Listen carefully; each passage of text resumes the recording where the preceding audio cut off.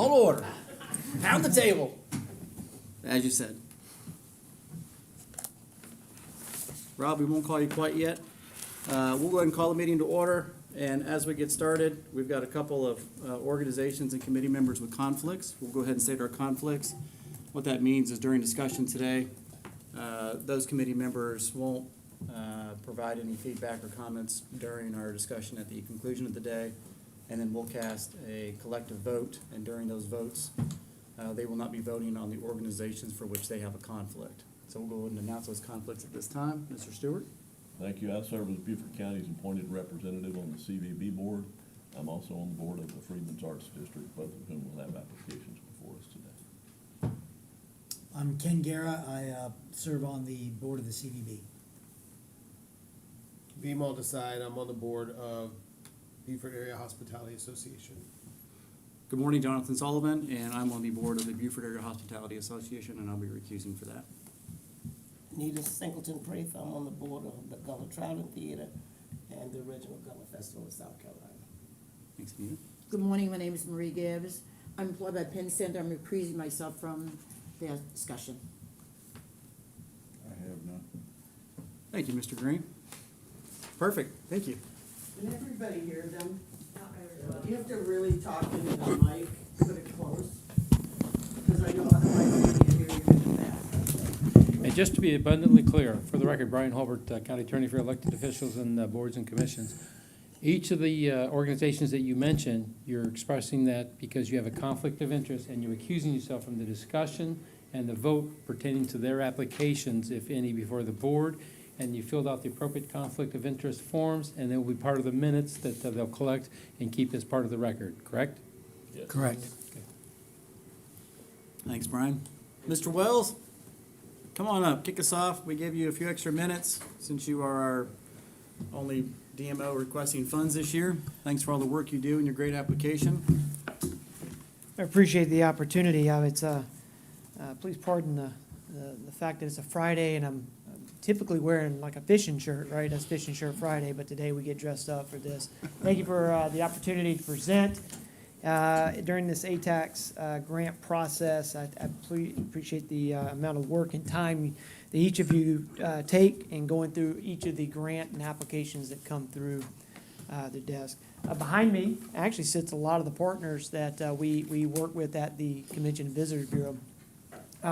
This year's process took on a little different role as the DMO is a little bit front and center in working with each of the partners who are requesting funds. There was a recommendation by the TDAC group here. And safe to say that we did work with a lot of the folks who are submitting applications coming in here. In some cases, it's providing a marketing plan that may be suitable for their attraction, or it's something as simple as providing numbers and data of their visitation numbers and where those folks come from. So as they come up there, and hopefully they'll reference their work, and hopefully they'll say nice things about the CVB's willingness to partner, because that is our true intent. Collaboration is very important in making these dollars go further. This year, we are presenting just some highlights of the marketing campaign that we have experienced in the previous years, but also carrying forward. If you don't know anything else about the CVB, please know that we value the tourism economy and how our impact in marketing and advertising, not just for the destination of Northern Beaufort County, but for those attractions, events, festivals, and stakeholders that make up the visitor experience. Our key goal is to ensure that the visitor experience is greater than their expectations when they arrive. And so a lot of our partners in the room today asking for funds do come, and they're asking to enhance that experience quite a bit. And so take that in consideration as part of that. Let me also acknowledge that our role here as the DMO is to make sure that we quantify the economic impact of tourism in our area. And we carry that forward through our advertising request today, our marketing, sales, and PR. It's a three-pronged approach that we think diversifies how people come to town, how people come to the region, and where they disperse from when they stay. It's very impactful to carry that out there. So just for some notes to keep in mind, I'm preaching to the choir right now, I understand that, but I want this for the public record. For every dollar invested in the DMO's marketing program, it returns an $11 return on investment. That is tax revenue derived from overnight accommodations back into county revenue streams for us to be able to come and apply for grants, but also to pay for the upkeep of parks and to bring other events and activities to the area. Very important. Please note that the vast majority of funds are collected, all overnight funds are collected by overnight accommodations. And so we make overnight travel very important, but it also has an economic impact. Overnight visitors will spend 3 times as much as a day tripper.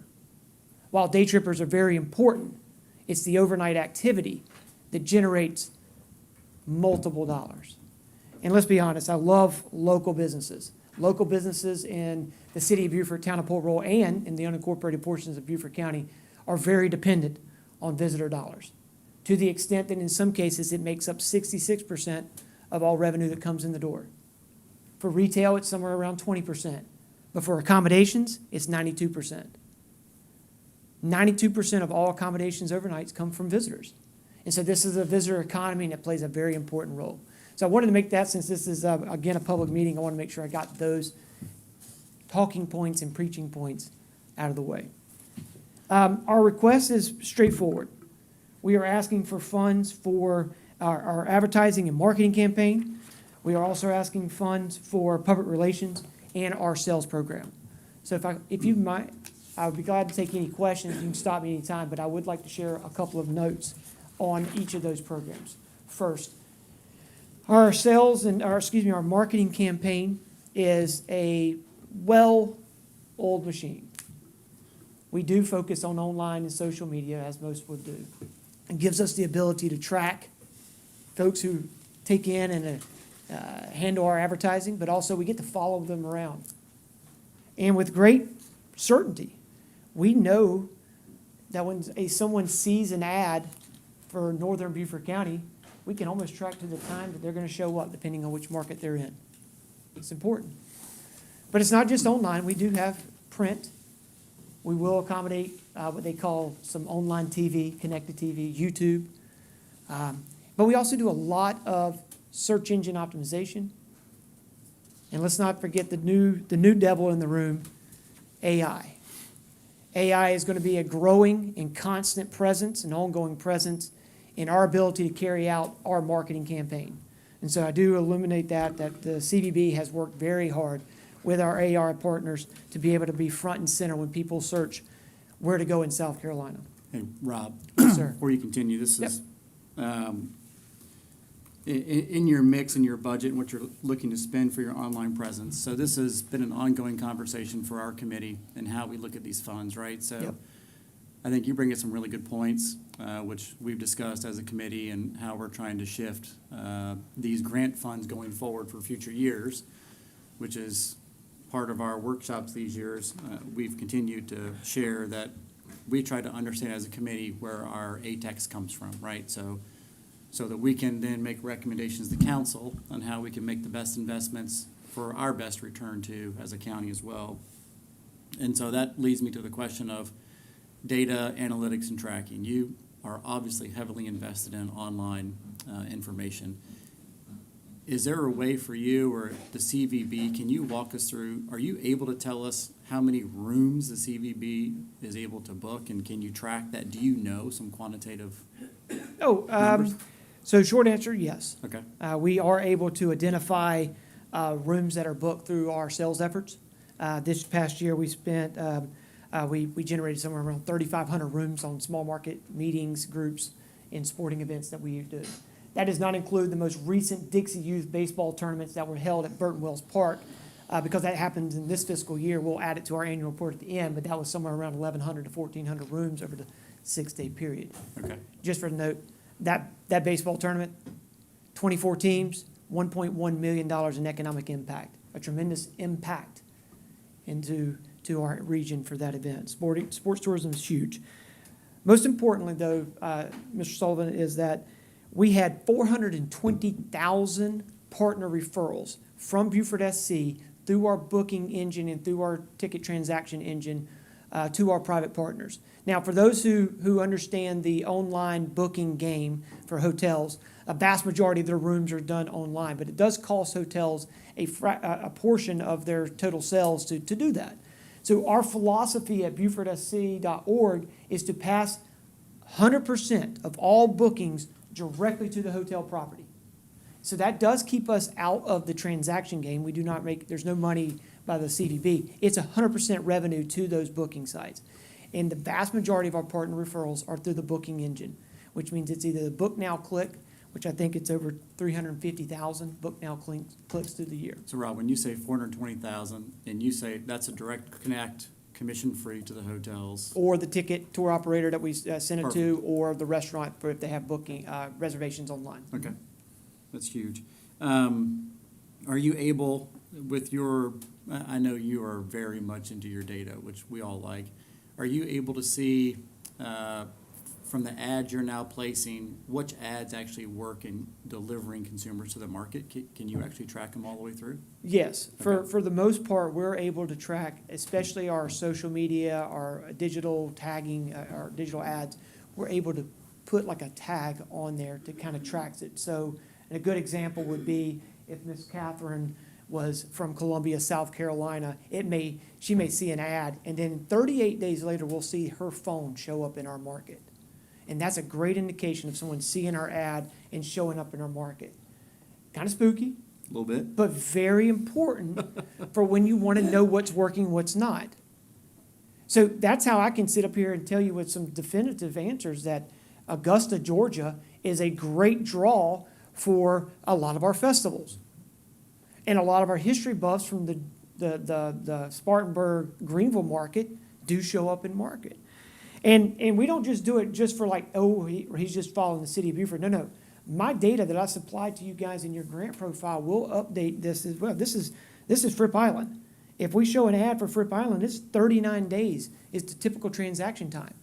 Well, that's helpful for Fripp Island because the majority of their bookings are a year out. They're repeats, right? But that new booking gives them an opportunity to share that data and say, hey, we got about 40 days. Festivals, about 17 to 20 days. Important to know. So if you got a festival that's marketing 50, 60 days out, they may be spending money that they shouldn't. It may work. I'm not saying it does. I'm just saying these are traditional times. We share that data with our partners to make the best case, best use for those funds. It's why we spend so heavy. And I do want to take this time to say one thing. Yes, we have a very high online, digital, social media tracking. There's a reason for it. All travel search begins online through a search of some sort, whether that's directly tagging in what they're searching for, such as BeaufortSC.org, we call that a direct, or searching on Google, Beaufort SC, or what to do in South Carolina. But let me list to you what the top search engines are as of today, and raise your hand if you know what I'm talking about, right? Say Google search, number one search. Everybody understands that, right? Pretty easy. YouTube, number 2 or 3, depending on who you ask. Facebook, whoa, what happened? TikTok, what in the world? I have no idea.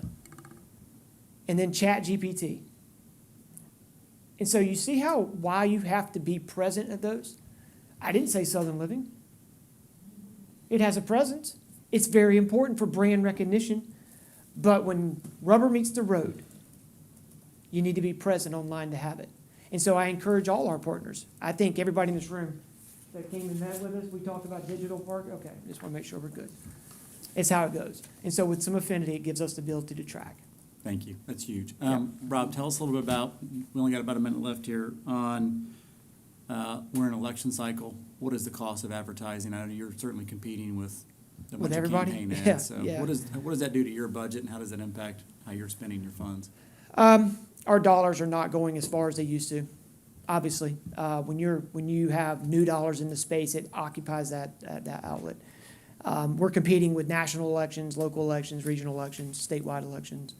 But we're also competing with the fact that the cost of buying an ad online is more expensive than it was in years past. Same thing with print. A full-page print ad in Southern Living will now set you back somewhere between $15,000 to $20,000. And they split it out so that you can only buy certain regions.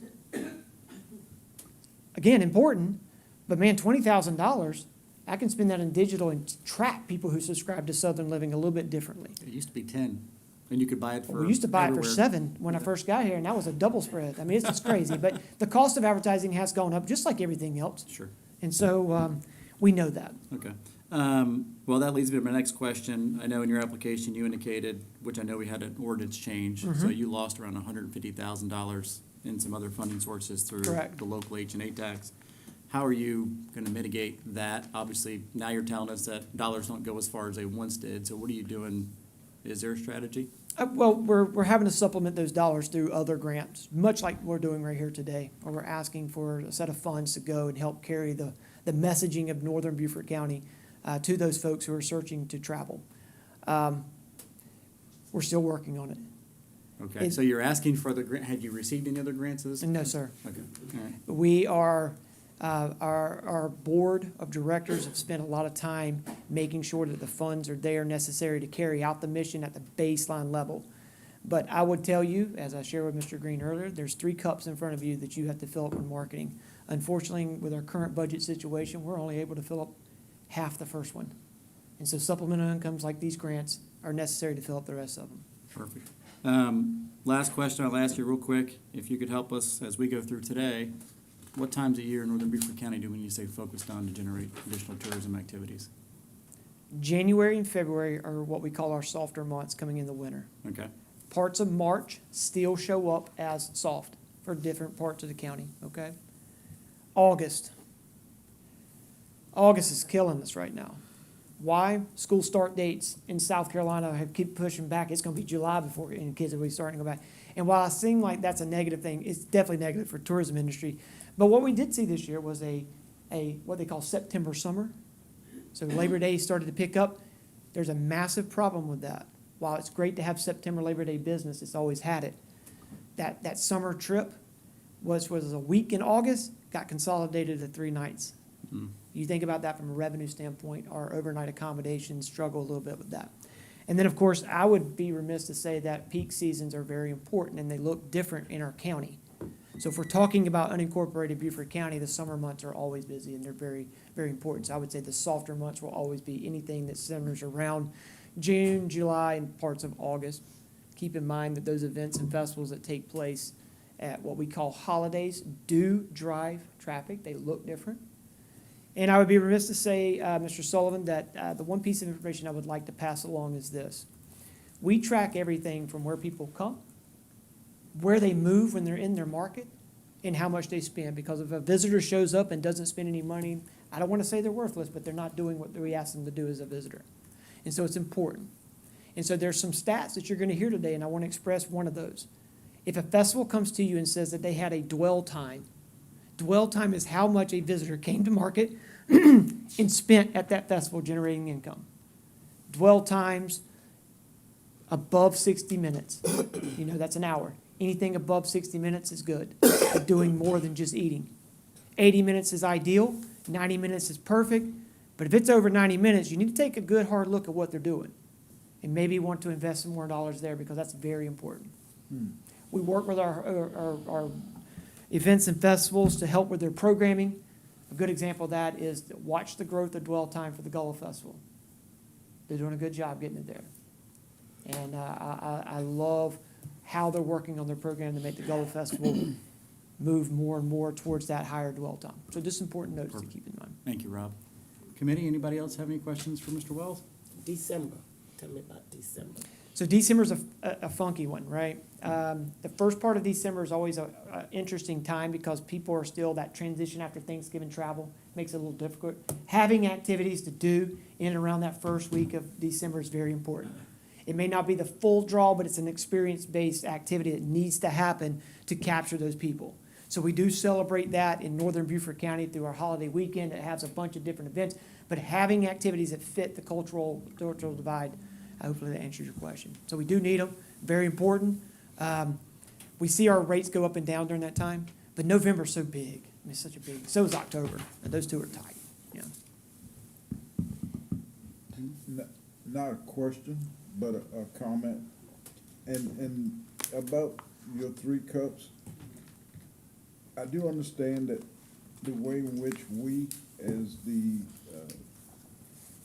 ATAX committee, looks at people coming in. I think one of the things we overlook sometimes is to make sure that each event holder, each host, that organization becomes successful by only looking at money coming in, not money that's already here, which is hard to measure, and I'll be the first to admit that, but to make sure that that event holder is successful, we can't overlook local market within the 50-mile radius. But at the end, just before the event takes place, and I say that because I do represent 94.5, which is a local radio station, but we can help not bring in, but help make that event possible or successful. And whatever we can do and should consider in the future to help your lack at this point. I'd love to carry that conversation further on getting some help there as far as 94.5 and being able to produce, some of those reach. You're right about local. Very important to have local activity at our festivals and events and having those draw. They do help. Rob, thank you. Thank you for your partnership to the people in this community, the organizations who rely on you, the hoteliers, restaurants, shops. You guys do a remarkable job having you and your organization wake up every day and think about how you're going to impact positively our tourism economy. Has made a significant difference in the work that you guys do. So thank you. Well, thank you for your time. Thank you for your consideration. Yeah, thank you. All right, next up we have the Beaufort Art Association. Good morning. Good morning. And so everybody that, before we start, are you Mr. Rush? I'm sorry? Are you Mr. Rush? I am. Perfect, Mr. Rush. So everybody knows, something we've always done, but we tried to really be helpful to understand is each committee member has been assigned to organizations. So you'll have a key lead who will work with you directly to help you walk through your application, and they'll ask you questions to help guide you through what we really need to make the most informed decision. Okay. Perfect. Thank you, Mr. Rush. Mr. Green, you've got Mr. Rush this year, correct? I'm not, I think I've got him. Or Ms. Gibbs, I'm sorry. I got you. And I'm new, so you might have an advantage. Oh, We'll help you, don't worry. Okay, thank you. Mr. Rush, go ahead and just share some high-level stuff for us. oh, okay, sure. And then we'll ask some questions. Good morning, I'm Rush Dixon, member of the Beaufort Art Association and Gallery. I appreciate your time this morning. I know you're on a time crunch, so I'll try to be mercifully brief. Our project is a construction of a tourist bench outside the gallery for tourists to come by, to sit in, take selfies or family pictures and so forth. And you may have seen some lumber yards and some large furniture stores with oversized chairs for people to sit in and take a picture of. It'll be a wooden bench in the shape of an oversized easel. The easel will also have a large landscape scene of a low country marsh scene. So if somebody sits on it, it looks like they're looking at a marsh over their shoulder. So it's going to be an interesting project. We're asking for funds basically for materials. The labor involved, which is usually the most expensive part of a project, will be supplied by members of the 60-odd volunteer artists that we have at the gallery. We have a master woodworker who will construct it, and we have about 10 or 12 landscape artists who will do the mural behind the easel. It'll be constructed such that it'll be difficult to move, so it will not disappear during the night, and take our investment with it. The aim of the tourist bench, number one, is to become an attraction. It'll be listed as such on Google Maps, so when they bring it up for attractions on Google, it'll show as an attraction. The big deal now for young folks and older people is to take selfies of where they've been and post it on Facebook brag about it back home on Facebook or Instagram, and we get basically some free national exposure to a certain extent. The 2,000 followers that we have on Facebook currently, we're trying to grow that number. We have about 300 followers on Instagram. We plan to follow how this bench will work out in terms of effect and how it will affect tourism in the county.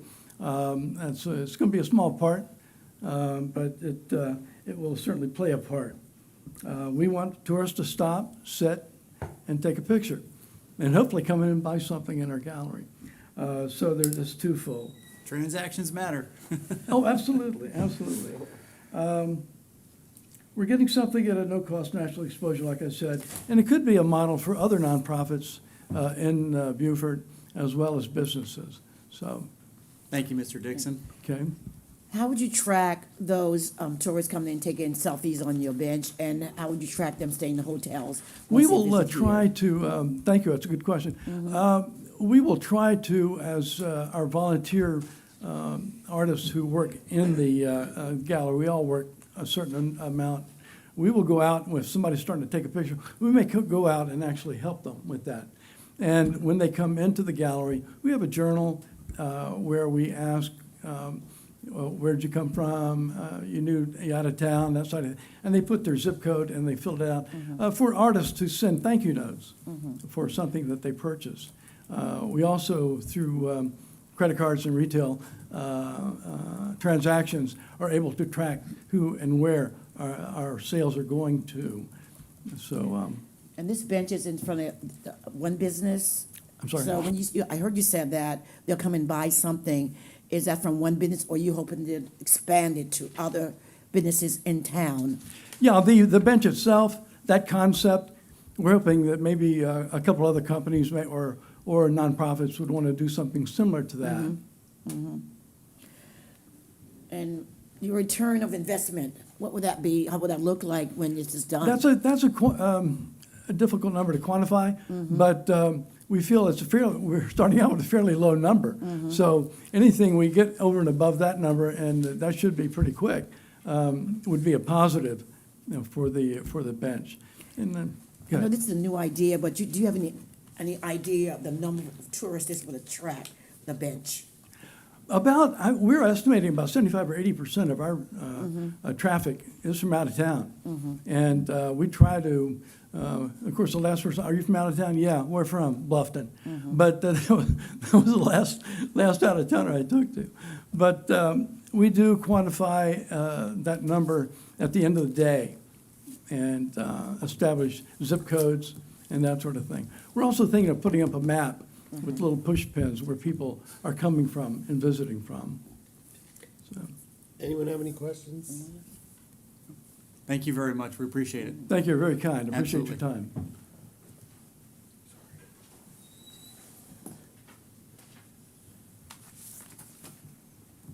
All right, we have Beaufort History Museum. Catherine Lang.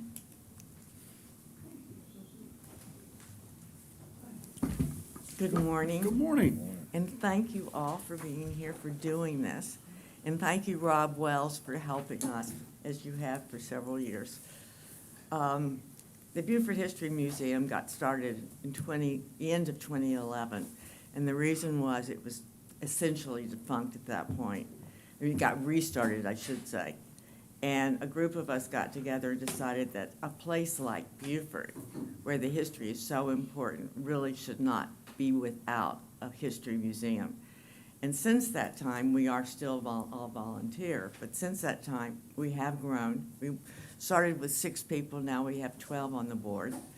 And the board changes periodically, but we started about less than a year ago to finally do something to upgrade our Facebook presence. And what we did was hire somebody to do it for us. As all volunteers, none of us was really very up on what to do with that. And we hired somebody who's quite adept at what he's doing. And since then, in less than a year, we have between 5,500 and 6,000 followers. Those are followers. I checked this morning. We get about 65% of that. About 65% of that is people from out of town. Now, about 85% of the people who visit us are from out of town, and people from all 50 states, quite a few other countries come to see us. So we know that on TripAdvisor, we are in the top, we're number 11 as far as places to Attractions. visit, and we're also number 1 as far as museums in the area on TripAdvisor. Ms. Lang, if I could ask you a couple questions. Sure. And thank you for that information. It's all also in your application. So that really helped give us a basis of understanding.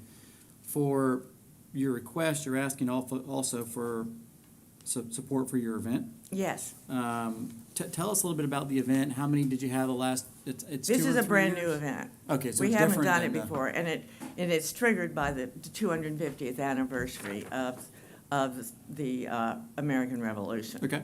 And it's actually a sort of a preview event, but it's for another event, which will happen in 2026.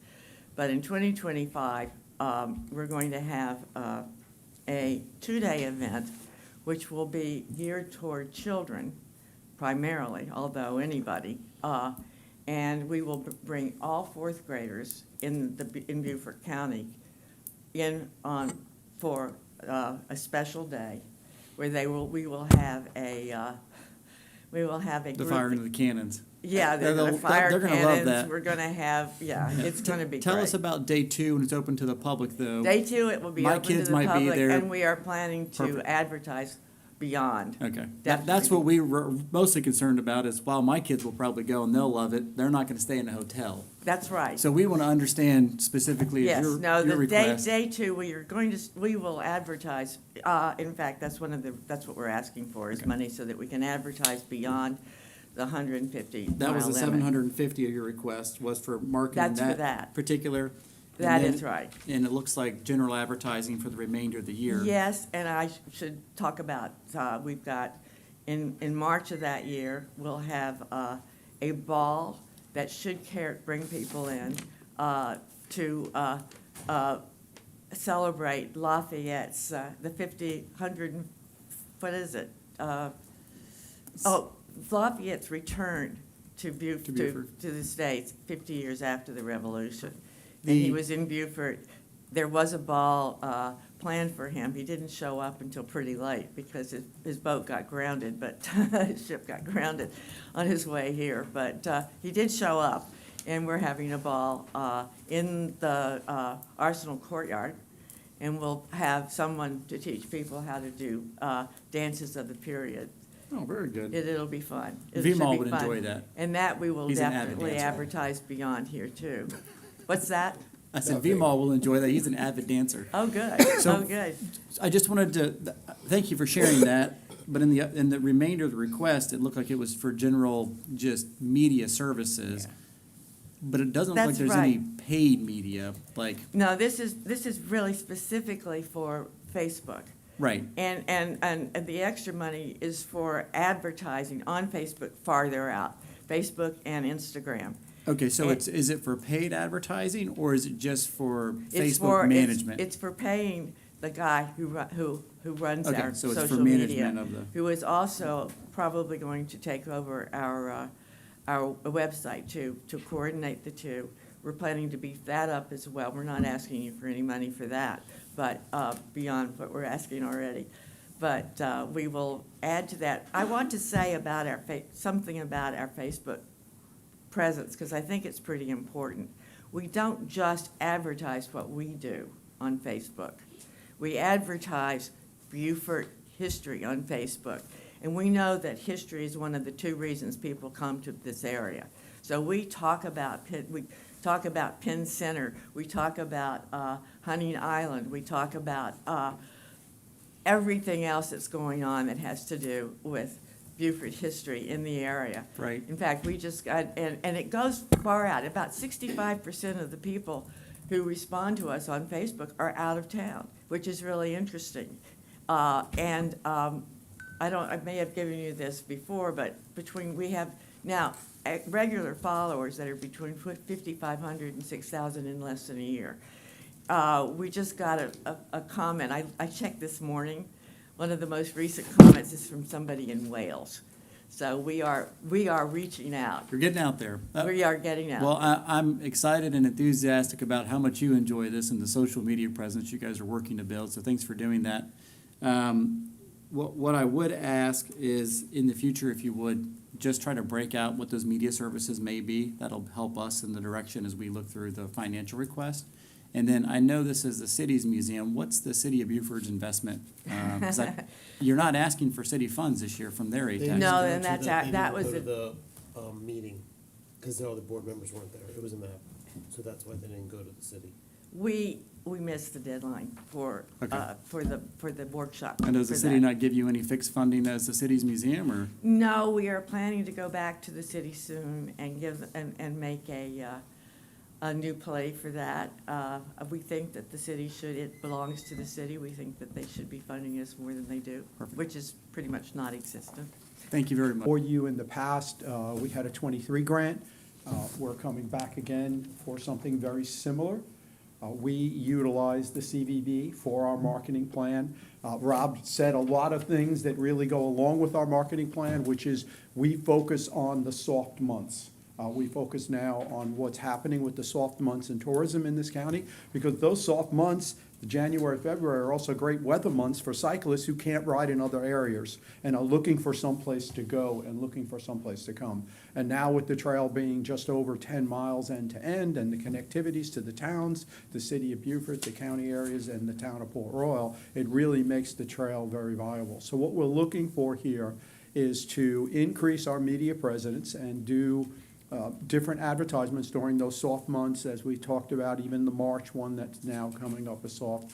And also, we have realized, and through the CVB's analysts and the data mining that they do, that our search engine is not really working very well to tag the Spanish Moss Trail. So we're also put some dollars in here, and you can see that in the grant application, to work on the search engine so that we pop up more often or coming more to the top. We get a lot of hits and likes through our Facebook page, through our Instagram page. We've been highlighted in many cycling magazines. We've been highlighted in an awful lot of outdoor magazines as well. The fishing areas, we've just recently, thanks to the county, enhanced the fishing area behind the TCL, seeing more and more people fishing there. All the bridges are utilized for fishing.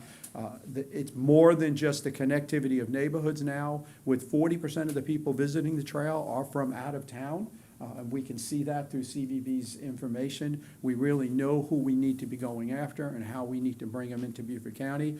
Get somebody to take a room, spend the night, eat some wonderful meals and foods around town. So we're looking to enhance that and go further. Our current grant that we got from you 2 years ago, that media post ends in next month.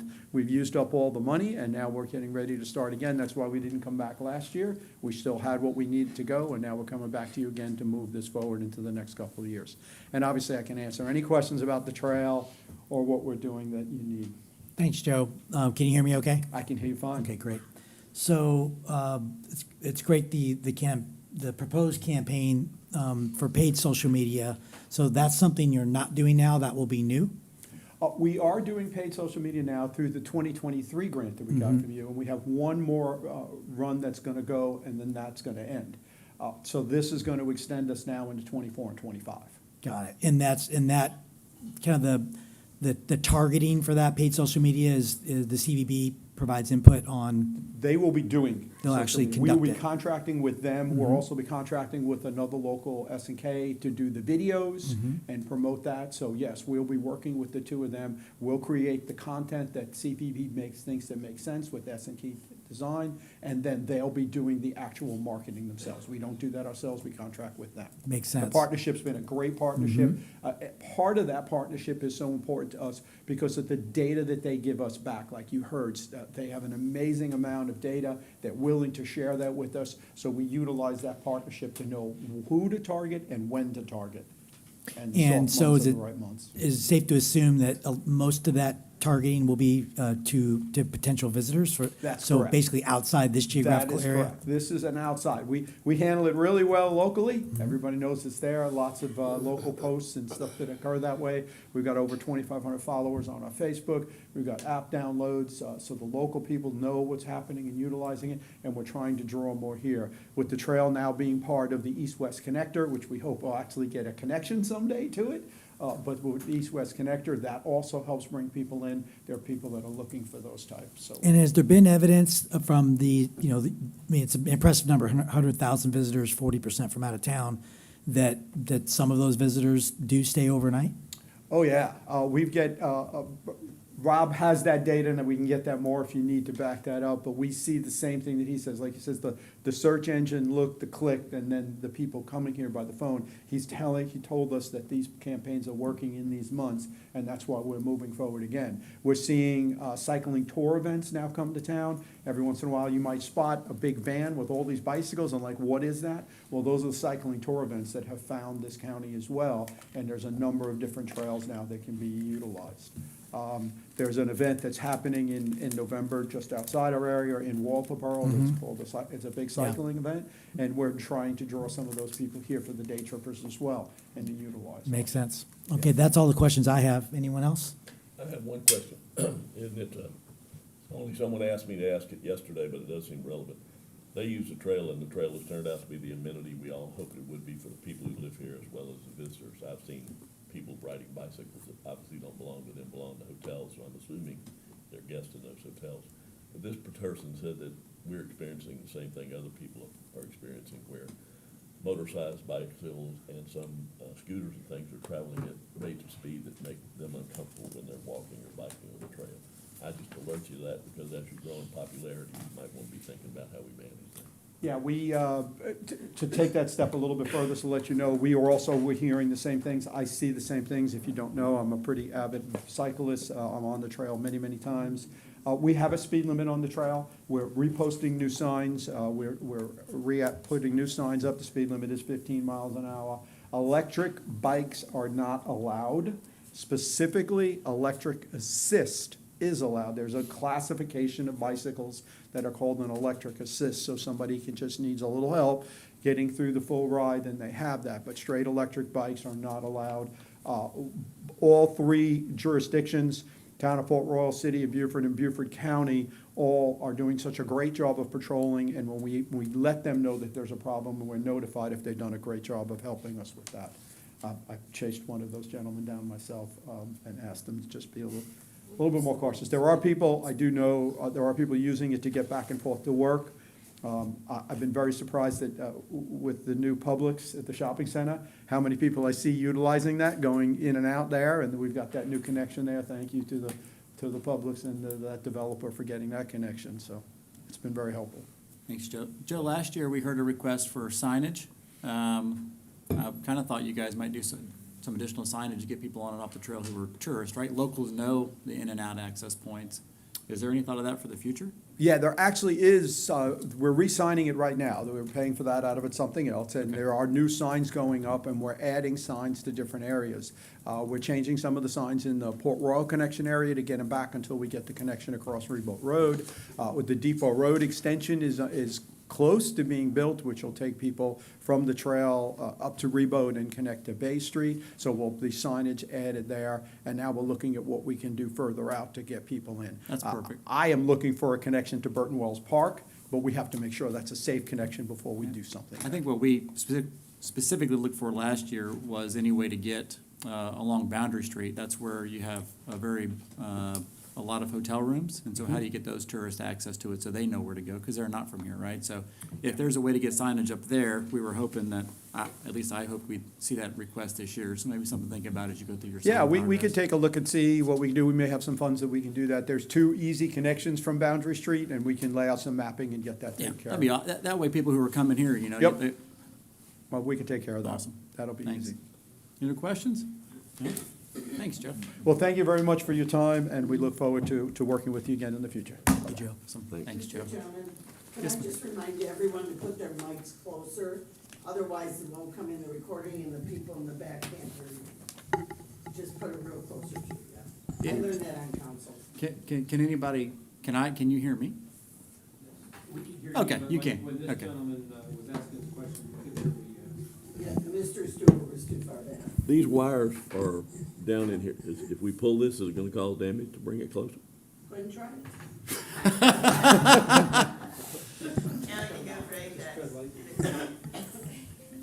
It's Okay. just we do this on council all the time. We have to look bigger.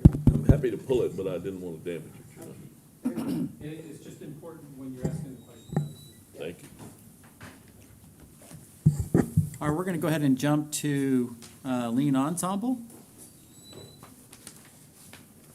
Good morning, how are you? Morning, how are you all?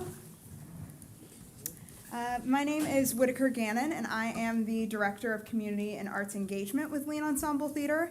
Normally, you all would be hearing from the founding executive and artistic director, Blake White, but he is currently in Greenville, South Carolina, working on our very first co-production with Furman University for our play. And this is already opening us up to a wide range of cross-promotional opportunities with not only the university, but also upstate South Carolina as a whole. So we're really excited about that opportunity to kick off our season. This year, Lean Ensemble Theater is approaching its marketing in a focused and malleable new way for the 2024 and 25 season, with a goal of increasing our attendance by 9%. And from a marketing perspective, we're really honing in on the 4 Ps: product, price, place, and promotion. So for product, we're trying to have a wide range of options for our shows in the season and making sure we're picking things that are audience friendly while still remaining true to our Lean Ensemble mission. So Christmas Carol is an excellent example of this. It's a familiar title that people know, but we are bringing our own new adaptation to it to keep it fresh and to keep it in our own style. For price, we're focused on keeping our ticket price affordable. We've only increased our tickets by $5 since the start of the pandemic, which is far behind the rates of inflation, and making sure we can stay true to making theater accessible to everyone. Could I help you just slightly? I'm sorry. Totally. This is super helpful information, which Absolutely. thankfully you guys have put together a great application. I think what will be super good for us, this is a very Hilton Head Bluffton-driven ensemble. Tell us a little about your impact on overnight accommodations, and how does that impact Beaufort County outside of Hilton Head, Bluffton area? That would be super helpful for us. Sorry, Ken. We are very problem. familiar with a lot of these, and I know you and Ms. Gibbs are new this year. But Yeah. in terms of interest of time, we are very familiar with Lean Ensemble, what you do. But tell Great. us how you impact overnight accommodations. Yeah, so for this year, we've been focused, our goal is to hit 5,000 audience members, with 40% of those being visitors and tourists from outside of the Beaufort County area. That would be an 8.5 overall increase of our attendance overall, and 19% in our tourist numbers, but we feel with our new marketing strategies that this is fully attainable, and especially with help with grants from Beaufort County as well. For us, we bring in artists that, when we are working on these shows, we have artists that are coming from out of town, from Chicago, Atlanta, North Carolina, and other places, which helps us get a wider range of audience members outside of just Beaufort County. We also have a lot of digital marketing platforms that get the word out beyond just our local area, so we get tourists that are coming in through the outreach that way. And then projects like our co-production in Greenville are an excellent way to expand the name of Lean Ensemble and get more people coming in from out of town as well for our shows. So Whitaker, is your sense that when people are coming in from out of town, they're generally, if they were to stay in a hotel, they're generally going to stay either on Hilton Head or in Bluffton? Would that be the lion's share? Typically, yes. I think Okay. most of the times they are staying closer to the theater, but it really depends on what type of show and what is drawing them in. You know, sometimes with every single show that we have a new community partnership that is with a different organization that is either locally based on Hilton Head or Bluffton, or sometimes larger in the Beaufort County area or beyond. So sometimes those community partnerships themselves can draw in a different audience and cause them to choose to stay in a different location. Got it. All right, that's helpful, thanks. Yeah, absolutely. I don't have any other questions. Perfect, thanks, Ken. Anybody from the committee? No? No? Thank you very much, Great. we appreciate your time. Thank you. Yeah, I see I made a mistake. Yeah. I got out of order. Yep. Ashley, you're up. I apologize, I skipped over you.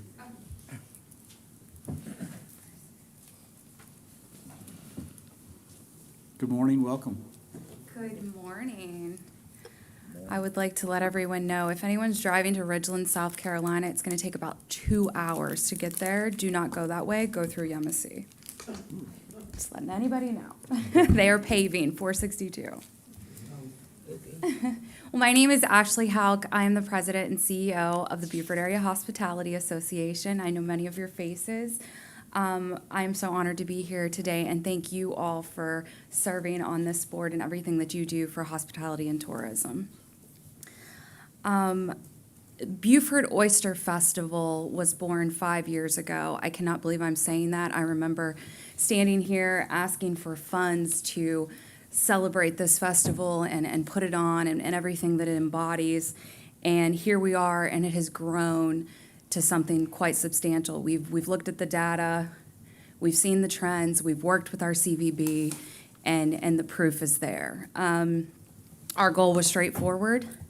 It was to celebrate the rich oystering culture here, and it was to draw visitors to Beaufort region. Of course, during the slowest time in the market, which is January.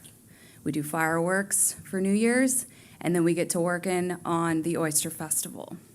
It first was created with Tides to Tables. That was our restaurant week. Our restaurants truly benefit from this, and they are seeing a major uptick in travelers coming from Columbia, Atlanta, Greenville, all to come here. Food tourism is real, and we definitely need to take advantage of that. The festival features a variety of activities. It includes a cornhole tournament, educational elements, boating tours, and each year we continue to grow those elements. So we have the Oyster Boogie 5K. That was in our second year. These events, they offer a unique experience to Beaufort and to the area ultimately. You can't go to the mountains and have an oyster roast, but you can come to Beaufort and do that. It is imperative to note that the Beaufort Oyster Festival is entirely locally sourced. So anything that we purchase due from our vendors to, of course, our oysters is all going to stay here in the Beaufort region. That's our bands, all of our various vendors, anyone that we work with, they're going to be locally utilized. I will also note that we don't do a craft fair. A lot of times, whenever I'm asking for funds and grants or speaking on behalf of the Oyster Festival, they ask, why are we not doing a craft vendor fair? We have an amazing downtown district full of awesome shops and wonderful merchants and restaurants. And so we hope that that all comes together so that people can go and they can buy these unique trinkets and different various items in Bay Street. This is an economic engine that we are building and have built. We are grateful for the continued support of the Visit Beaufort Port Royal CVB. They are phenomenal partners. We align with them and we say, do our marketing. They're the number one entity in our region for tourism. As far as data goes, Rob Wells and his team do a phenomenal job, and he says, here we go, this is the plan, and it has worked year over year. Together, we are creating an event that not only captures the essence of our region, but also serves as a catalyst to drive forward through that January market into February and beyond, and that's what we hope to do. We have the holidays in December, a great event by Miss Anita, and then we do Night on the Town and all of that, our New Year's Eve fireworks. Our New Year's Eve fireworks, and then we roll into Oyster Festival with the Chalk Walk Festival. We have all these various events, and that's what we need. If you talk to Rob Wells, we need this activation within our community. We can't just rely on our beautiful marshes. the lighthouse, the state parks. We have to have activity, and these things celebrate our culture and our heritage and food, and I really think that they are something genuine to Beaufort and a unique experience. So thank you for your support. I'm open to any questions. Yes. Remind us how you measure where people come from and how that works into a percentage of the attendees. So we use various tactics. We work individually with our partners. So I may seek out a specific hotelier and say, what was your year over year? I saw a 30% increase, I saw a decline, and therefore, were these individuals going to Oyster Festival? We also look at our ticket sales. Our ticket sales indicate, they might not say, oh, they stayed in a hotel, but more than likely, if they pinged from Greenville, they're staying in a hotel. And then, of course, we also work with the CVB. The CVB, of course, the pros, and they use Zartico data analytics where they can do geo-fencing to say, so Rob comes to me with a report, big fancy report, and says, here you go, you had 30% tourists this year. That was a 15% growth, or whatever those numbers may be. I have a full report here. Yeah. And it's feasible, I think, I'm asking this question, with the CVB tracking where phones ping and where people Yes. stay, for instance, they can probably do a connection at some point if they're coming to the festival but staying at Fripp Island. So you Yeah, can probably it's quite correlate those remarkable. numbers at some And point. you can also check whether these are repeat visitors. And Rob can take a deep dive into that and be able to say, you know, Fripp saw a 20% increase with 15% of those individuals going downtown during Oyster Festival.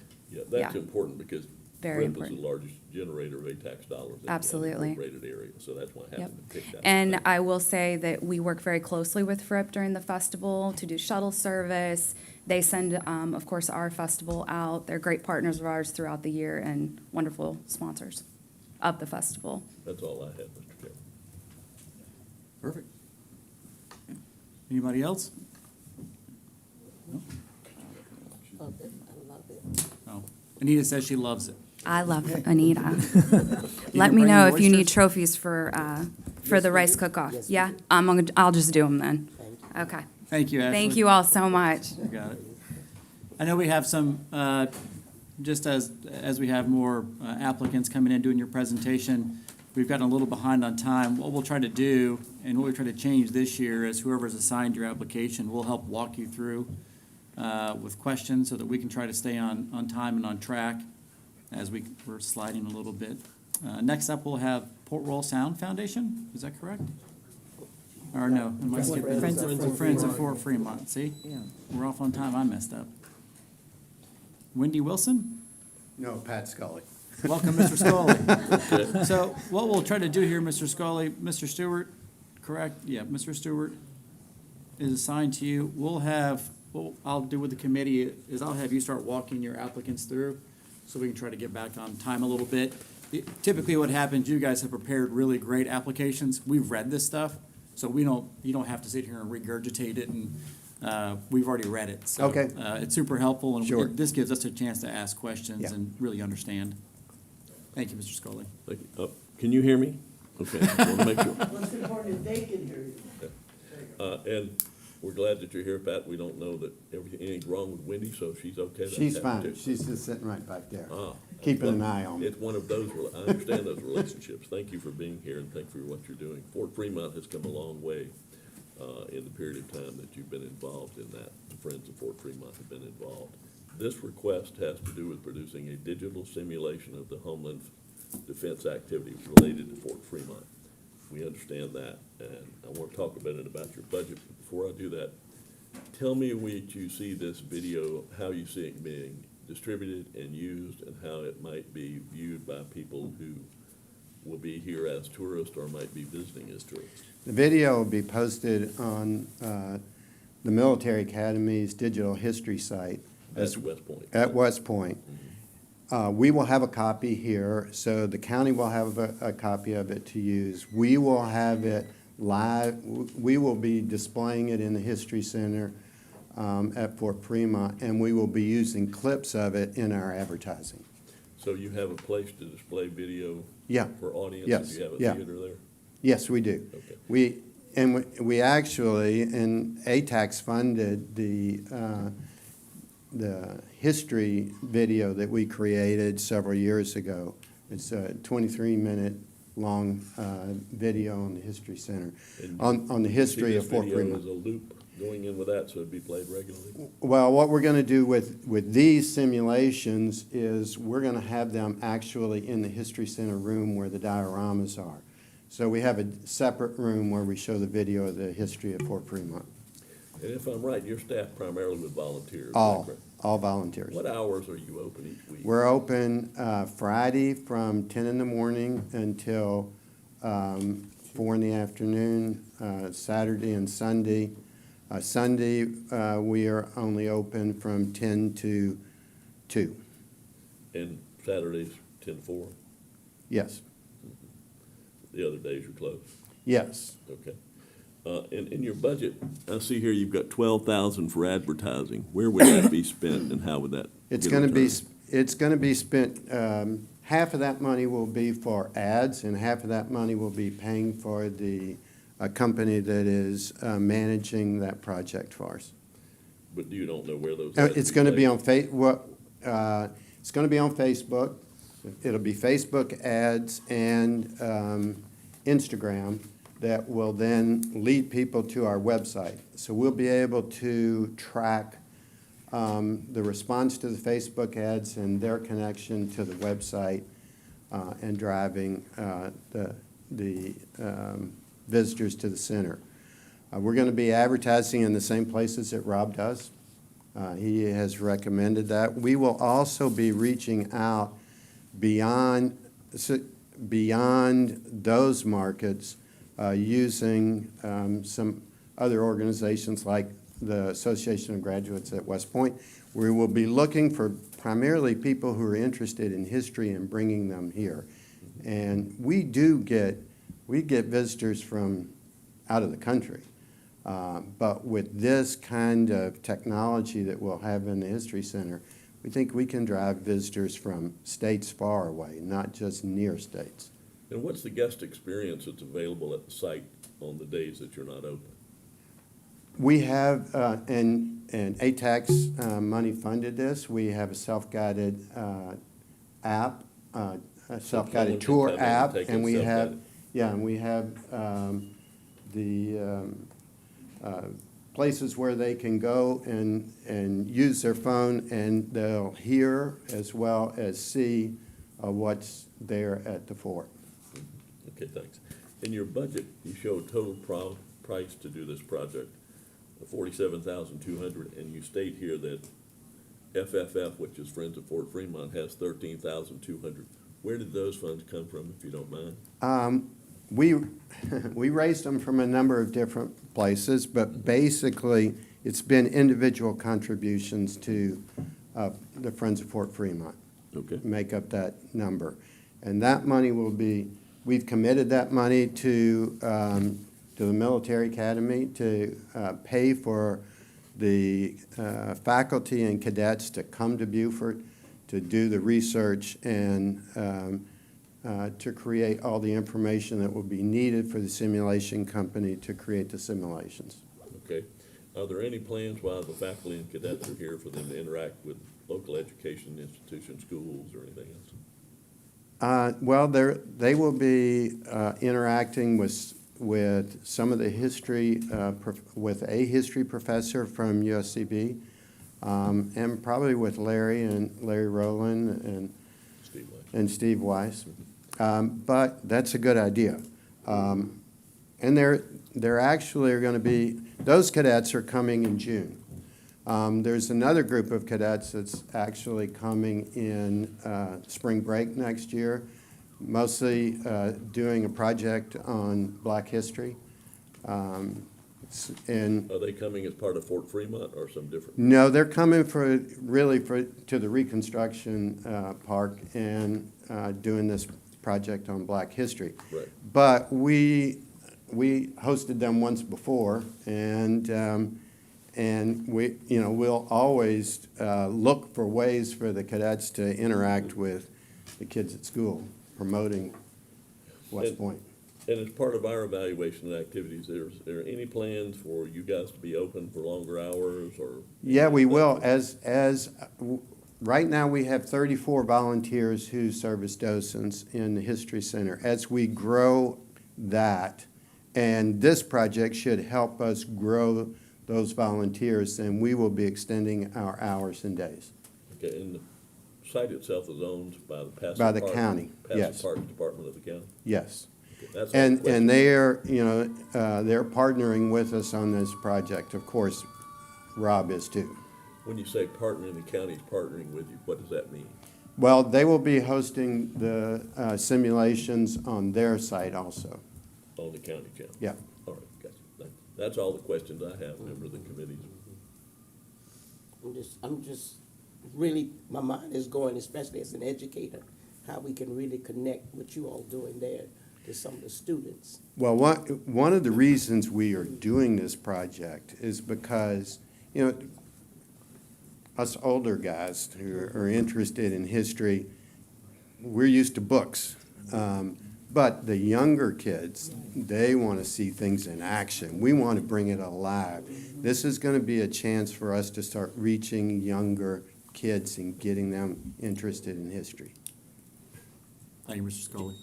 I just want to throw this out, since I have Penn Center here and you here, that might be a good thing to maybe connect. We do connect with them already. Yeah. Yeah. Yeah, They do we come work to us together. every year. And We bring up, yeah. bring the students. I'm And just one of saying, the, one of the important things with the construction of the fort is Penn Center trained a lot of the people who Right, we do. built that fort. We already have that connection. I'm just saying that the kids can go. That's awesome. Yeah. Other Thank you, questions? Mr. Scully. We appreciate your time. Thank you. Thank you. Construction, my head started spinning. And Ms. Armstrong? Welcome, good morning. Thank you, good morning. You've been assigned to Mr. Green. He'll help you walk through your application and any questions we have for you. Fantastic. I just want to say Jody Hayward, our executive director, wishes she could be here today. It's our big annual fundraising event tomorrow, so we're kind of in event mode. So We get to she hear from wishes- Jody all the time. We'd much Oh rather yeah, hear from new you. voice, new voice. Well, I'm sure you have lots of questions. I'm here to answer whatever you need. If we could get started, would you just explaining to us a little bit about how your program is actually bringing people into Beaufort to stay overnight? Absolutely. So, as you guys know, we're asking for dollars for a tourism marketing campaign. And something I really want to highlight from our application is how we know that the marketing we're doing is bringing people here. So there's kind of two ways that we're looking at that. One, we've done some previous campaigns using 3% aid tax dollars, and with those, we cast a really broad net across the country just to see where the interest was and where we were getting a lot of engagement, where people were following those marketing campaigns to our website. And so that has given us a lot of insight into where to focus with future campaigns to get the most investment out of every dollar. We have also worked with the CVB to get information on where their primary visitor market areas are.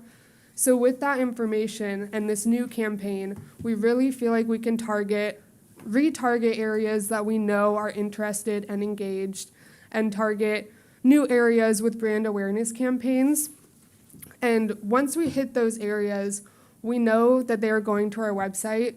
We've seen information on our website that as these marketing campaigns go out, the number of users going to our website increases. They're spending time there, they're clicking around to different pages. We do have links to the Beaufort CVB as well as the Bluffton and Hilton Head Chamber of Commerce, so people have ways to find hotels, find places to stay, see everything else that's going on around here. So knowing that these marketing campaigns are driving people to our website and to those resources, we feel really confident that a lot of the tourists we bring in are coming from these brand awareness campaigns. We see in our Maritime Center, we track zip codes of where people are coming from, and since 2020, we have been at or above 49% people coming from outside 50 miles consistently. That's something we're really proud of. We want to be a place where visitors can come and learn about this area, understand that it's the environment that brings people here, why it's so special, kind of get an introduction to everything Beaufort County has to offer, and then go out and spend time enjoying all of that during their visit. So we know people do that. We see those numbers at the Maritime Center and at our programs. We really believe this marketing campaign will be a really effective use of dollars with that new knowledge we have of our target areas. Is there anything that you're tracking that shows that they specifically came because of your marketing efforts to Beaufort? Yeah, so what we've done in the past to get information from visitors is they would fill out individual paper surveys, and then I would go in and spend a day entering those into a spreadsheet. One of the questions we ask on that is how you heard about us. So we do see a lot of people select that they saw us on social media or in advertising campaigns, and that's been a really good indication that those are reaching people and bringing them to this area.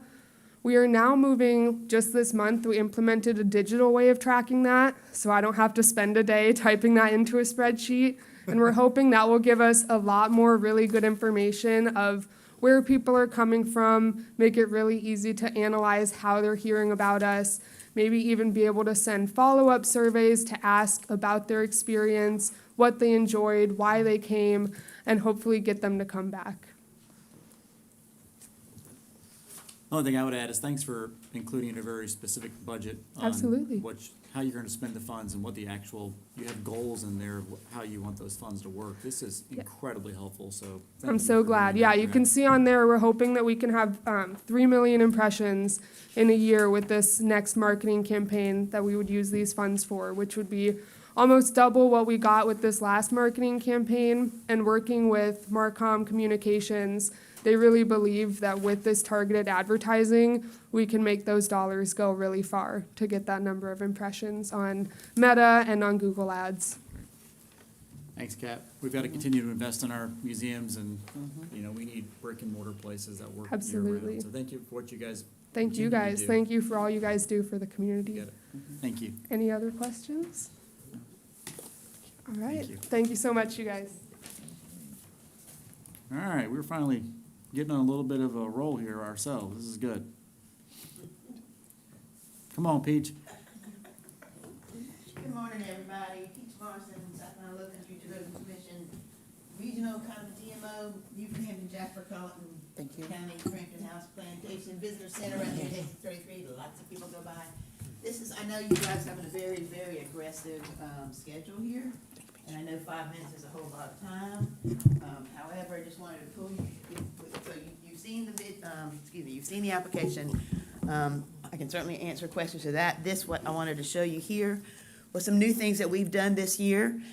This is, Rob, of course, is our chair, and Ariana Grande. Hey, Pete, you see that table over there? There's coffee. I encourage you to sit. Actually, before you go, though, I need to add to the public record. I announced earlier my only conflict of interest was with Beaufort Area Hospitality, but I serve on Peach's board, so I do have a conflict there too, so I won't be engaged in your discussion later or recommending any funding for our organization, Pete. So just wanted Yes, so public Rob record to show that too. and Ari from Hilton Head and Jonathan are our 3 Beaufort County members. So what I wanted you to see here was that the first page is, of course, our annual report. The back piece is what is important here. The same information was in the application. I wanted just to say we were a little flat this year, but the prior 6-8 years that we've been doing the total attendance in the same way have been 34, 46, 33, 32% higher, and we knew we couldn't sustain that every year. So that just also just kind of gives you a snapshot of what the stuff was in as far as who we're reaching, where we're going, and what we're doing. The exciting stuff that I wanted to share with you is on the next page. It's, of course, Rob uses Zartico and Advanced Travel. We're using a different company, it's Tourism Economics. It does the same things, does the geofencing, does the website attribution, follows our own information. But so what we wanted to do, instead of using the same one that Rob did, we're using somebody different so that I can compare what this group says to what Rob's group say, and we can find the similarities. I will say the science behind these geofencing and the data collection and the big data collection is incredible. It's not a pure science by any means. The phones that the people, they're pinging on to get these pixels, and they're coming to the website and picking up pixels, and then when they come into the geofence, they're delivering the pixels. They do have to be, the phones have to have certain parameters on there for them to be able to pick it up. So it's not an exact science. Make sure that you understand that when anybody's talking about it, because especially with things like the credit card data and stuff like that, they're not picking up everything. You're picking up a percentage, but you're able to glean from that the trends and what's happening in what part of the year, and how you can really chisel that down. You'll see that first page talks about the attribution. What a really cool thing is it's that second half piece. Between June 1st and August 31st, the people that came to our website was 63,277 that pinged on our website. Of those, 4,238 came in those 3 months, which is about a 6.7 exposed to visit ratio, which they say 1.8 is kind of the industry standard. So the people that are coming, it's pretty viable numbers. On the next page, it just kind of shows you a snapshot of the dashboard and what it looks like. There's some comparative insights, so I can compare what's going on in Beaufort County as compared to the whole, or as compared to each of the other counties. We have the geofencing. When I first started with this, I was getting some really funky numbers, so I said something's not right here, so we've gone back and we look at each of those geofences, and we're making sure that everything is done. We're looking at the different towns so you can compare what's going on in northern Beaufort County, what's going on in Beaufort, the town of Beaufort, what's going on in the unincorporated pieces, and you can extrapolate that data back and forth. You also use the dwell time pieces so that you can say if your dwell time is a 0, then that means somebody's just going on I-95 and they're pinging because they have the phones on the right settings. But if you change the dwell time and you say the person has to be in that particular market for 20 to 30 minutes, up to an hour and a half, then you can make assumptions there, whether they're just driving through, are they having lunch, are they spending the night, kind of thing. So that helps us to do all those numbers. It's fascinating science, y'all, but there again, remember, it's not exact. On that third page, I pulled out points of interest. We have the counties, the towns, and then we have several attractions and other places that we can target. So on that first one, you see that's Fripp Island. On the third page, the first top of that is Fripp Island, and it's showing you during that August 31st of last year to this year, what the domestic travel were, where the people were coming from: Atlanta, Augusta, Charlotte, Columbia, Savannah. And then you can compare. They have a cross-visited points of interest where you compare, well, they went to this place, and they went to this place, and that place, and that place, and that. So it gives you kind of opportunities to kind of good ideas to collaborate with other people and create, kind of packages and things. And also, I showed you. I can't ask a lot of questions of you, but you have so much information, you would take up the rest of our day. I know. You provide a lot of data analytics. I know. That's why I'm trying to scoot that in there, because I know you guys. I'm going to turn you over to Miss Anita and see if there's any questions that she needs and the rest of the committee needs to help provide you the support you're requesting. Well, take a look at that profile thing too, because we're looking. I know this is the city. That's all you wrote. Yeah. You want page 46? I think someone said you have a picture of Ariana Grande in there. Ari's going to be thrilled with that one. Or her children would be. What I'd like to ask, in the last, I guess, two to 3 weeks, the question of the ACE Basin has been coming over and over and over and over again about people's interest in the ACE Basin, and how does it, how can we even increase people coming in, tourists coming in and taking advantage of our ACE Basin and that whole coastline and incorporating it into the history. Well, Bear Island and Donnelly and the actual place, the Hollings place it's in, now that's Charleston County as far as once you get past the river, but, I'm talking about Cumbia, I'm consider Cumbia River down back toward our area, especially with the Harriet Tubman Monument, and how we can connect and utilize all of that. Because I know you do a lot of stuff. Those are all points of interest, because they are very important to us. With, as far as we're concerned, it's, our natural assets are big, and personally, for me too, they're what really sets us apart, that what makes us different. That's why we, after COVID, were so strong, and now we're kind of in a COVID hangover, a lot of us are, because, you know, everybody came to us, and now the market has softened, so, so we pull about that, and we're very strong. We're Charleston and Savannah, right in the middle, just near heaven, and we try to pull those people that are going one way or another. We had a whole full page with Local Palette talking about the places to hit, you know, between those natural assets, which the Ace Basin is absolutely one of them. Yeah, I tell you, I'm always fascinated with your all your stats. And you need to see that whole survey, because it talks a lot about gullah culture Yes, too. ma'am. And Yeah, that well, I'm looking. the asset, one of the things that they did is they had individuals, they had focus groups beyond the surveys. And then and I can send the deck to anybody that wants it. They talk about how magical the low country is, you know, and they talk about, you know, the things that the marshes and the natural assets. But they also talk about the uniqueness of the gullah culture that is here, that is brick and mortar, that is pin center, that people can actually go to. So that is really cool. Sorry. Thank you. Thank you. Anything else from the committee?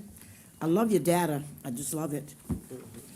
Well, that's what's so important to everybody, is that, you know, you gotta have the justifications, you gotta have everything that, and there again, as far as that science goes, you have to have open mind when you're looking at these things, because, yes, it gives you trends, but I'm sorry. I'll shut up. Thank you, Pete. Hey, at least I didn't have you tell the story about Savannah and Charleston. No. That would have been great for public record, The though. sisters. That's right. Freedman's Arts District? No, I guess you're not a district. You're the Freedman's Arts Organization. I apologize. Good morning. I'm Linda Silks-Phelan, and I'm going to be speaking on behalf of the Freedman Arts District's program or festival, Chalk It Up, which we like to call the most colorful festival in Beaufort.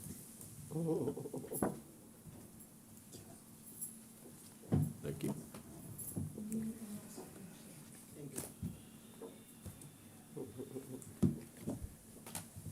So Chalk It Up began this year in March with our day, that was our inaugural festival, and it was a very, very successful event. CVB came back with some statistics for us and said that the dwell time was 106 minutes, which is way above the traditional festival in our market. And because art and culture is one of the pillars of the destination marketing program, this festival is a pivotal part of that. And so we are now looking at 2025, March 28 to 30. We've expanded it a day, and it is going to be about 3 times the size of what it was when we first did it. So we have 40, we're hoping to get 40 out-of-town artists coming in. Now, those of you who came to the Chalk Festival are probably aware of it. Those of you who are not, this is a festival in which the artists spend 17 hours on their hands and knees doing amazing, amazing illustrations in chalk, and people come back over and over and over again. And that explains part of that 106 minutes. Because it spans a couple days, people are staying a couple days, sort of coming back and sort of see what it looks like. We've also, as I said, have added to make it a 3rd day by having an opening ceremony on Friday night. This will be an opportunity for the artists, the public, to meet the artists before they get started. But it's also an opportunity for us to provide another level of engagement. We're going to be having speakers at the Tabby Place on the culture of Beaufort. We're going to be inviting area arts organizations to be able to have a table or not to sort of showcase what they do And we're also developing a theme for this year, and that's going to be related to Jonathan Green. And so we're really hoping to get a real buzz going on about that. Our event will conclude with an awards ceremony on Sunday evening, and that will be at the destination, at the venue itself, so that the public is totally, totally involved in witnessing who wins awards, because they're the people that are voting for them. So that is a departure from what we did in March. And this year, for next March, we want to make this a really comprehensive public engagement. We will be at a new location in March. We were going to be in the parking lot that is between West Street and the Tabby Place. So it will be right in downtown, so that it will be really part of the downtown experience for both the merchants to benefit from the people and the people that are coming that can go over and get their meals, can participate, do their shopping, and all of that, all part of the festival that weekend. Thank you for the intro on the festival. It sounds amazing. I do have a couple questions regarding the festival. So when I was looking at your financials, it shows the total revenues of $100,000. 30,000 is in kind, in cash, and then 70,000 is projected revenues. Where is that 70,000 coming from? So I know you're requesting 20 from the county. We're requesting 50 from the county and 20 from the city. 20 from the city. And so that's where this of it. And then we are out securing private donations from businesses. Sorry, I flipped my numbers around. Well, the form's different this year. I've done that before, too. Okay, and then, so that's the 70, and then the 30 is in kind, in cash, and I'm assuming that, and also mentions in your application that you're looking to get revenues from your awards event. Is that part of that 30,000? Yes. And T-shirts, okay. Do you know this past year what, do you have any idea of how many guests came from out of town for hotels? Because I don't know if you're aware of this, but at the end of March is very busy for hotels. So this is not really an ideal weekend to host events, because we're already busy in general March. Well, because the festival is an outside festival, it is paramount that we can't really do it in January and February. Weather is not accommodating people to be on their hands and knees drawing on pavement in January and February. March was what was originally proposed to us when we did it in March this past year, or well, this past spring rather, as kind of the really only ideal time we could do it. And it worked. And it worked really well for the artists coming, and it worked really well for the people coming. So we know we can't slide into April. Oh, we definitely don't want that. No. I think what Mr. Desai is asking, and maybe as you go through this year's weather cycle, consider the second week of March for, the next event, because the first half of March is a slower time. But as we get through March into April, it gets incredibly more busy, so. Yeah. I think we're looking at for- weather a lot. Yeah, well, you know. have to if you're an outside festival. Right. Hopefully you don't have any parking problems if you're using that parking lot in downtown. Well, we're That's gonna hoping create so a parking too. crunch. We're kind of blocking out the part we need. We know we need at least 10,000 square feet. Oh, wow. That'd be a great event. Congratulations on getting up to 40 artists this year. It's we've already got 9 artists signed up in the last week and a half, of which 7 are coming from out of town. These people are all heavy hitters. The artists have a real, understand that the chalk artists are they move in a circuit, and they collect a lot of fans, and those fans follow them. They travel. Yes. Have fans who travel. That's Yes. good. Great. Mr. I don't have any other questions. No? Just a comment, my SCAD daughter and my teenage daughter both participated last year and enjoyed it very much. Yeah, and it was terrific to have them. And you may not have been here, but I'm conflicted out because I'm on your board, so that's why I'm not participating. Anything else? No, Mr. Reed? No? Thank you very much. Thank you so very much. much. You got it.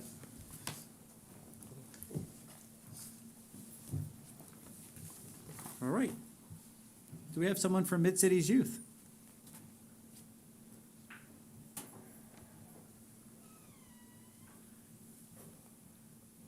No? All right, we'll see if they show up. We'll go ahead and go to the original Gullah Festival. Denise or Mr.? This will be the first time you haven't heard from Mr. Hicks, I think.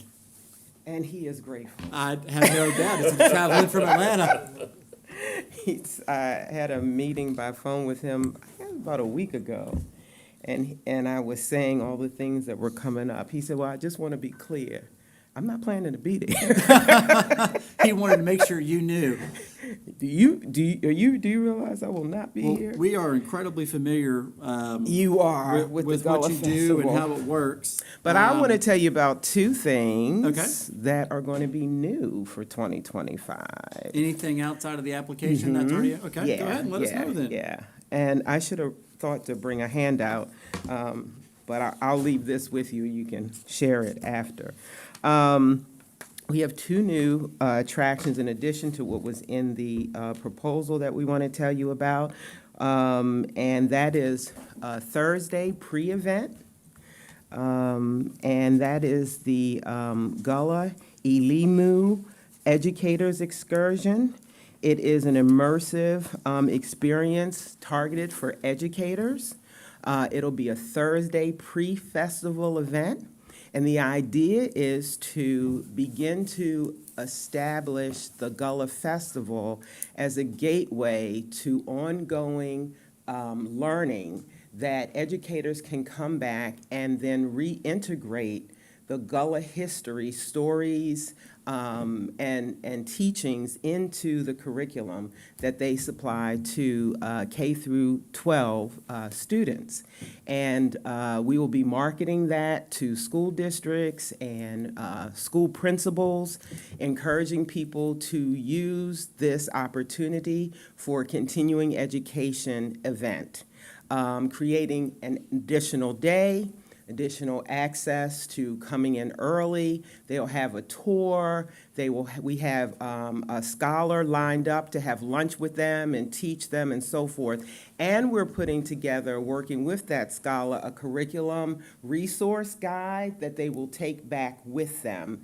The second part connects to the first part, and that is the Gullah Festival is working to be a part of the South Carolina 250th Sesquicentennial celebration, and we are going to have an American Revolutionary Gullah Village set up in the festival this year.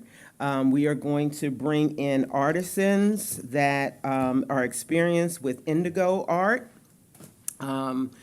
blacksmithing, woodworking, and we'll also have a area rice farmer who will be able to show about the history and cultivation of the rice story as it connects to the Gullah people and our community.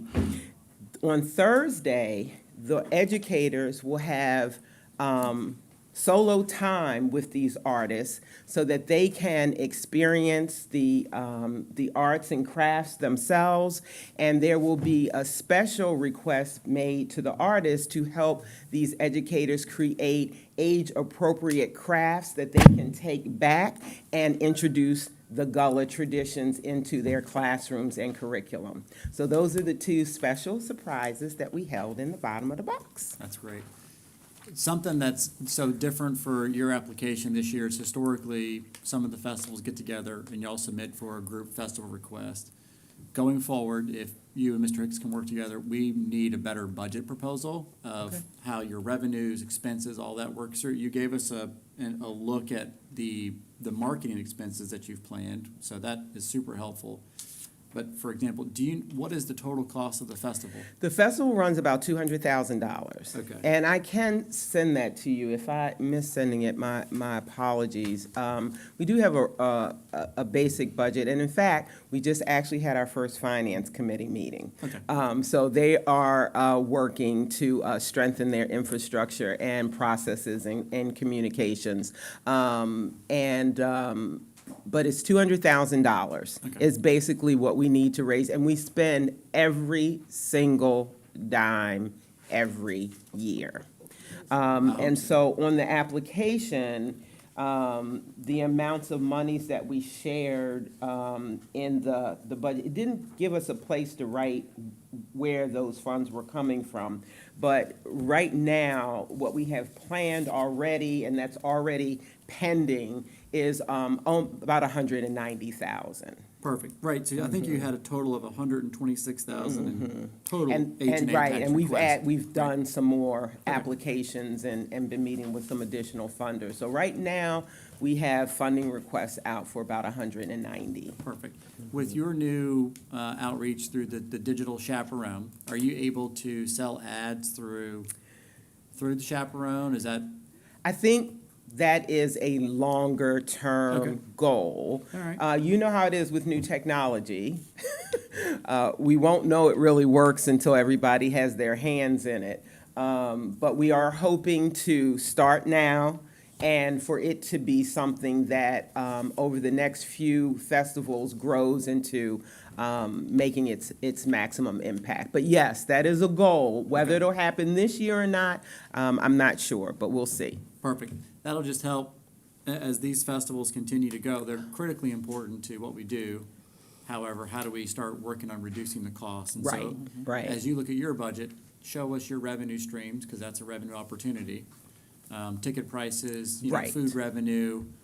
So we'll need to see all that, because at some point, you've got to be able to create income off the event itself, right? So, Right, exactly. Okay. And the event revenue is probably around 60 to 75,000, depending on the year. Is what revenue or profit? revenue Okay. that comes in. Okay. Again, everything that they get goes back into the festival, including hundreds, thousands of volunteer hours from many, many places. And so what we're really trying to do this year is begin to set the stage for formal corporate sponsorships and building the types of profit that you were talking about. Our focus this year is on marketing, on trying to be increase the participant engagement. So that's what the digital chaperone is about. We just got a funding for upgrading our website. And so to give it a whole brand new look and to be able to do better e-commerce and track better data on that, and upgrading entertainment for Sunday.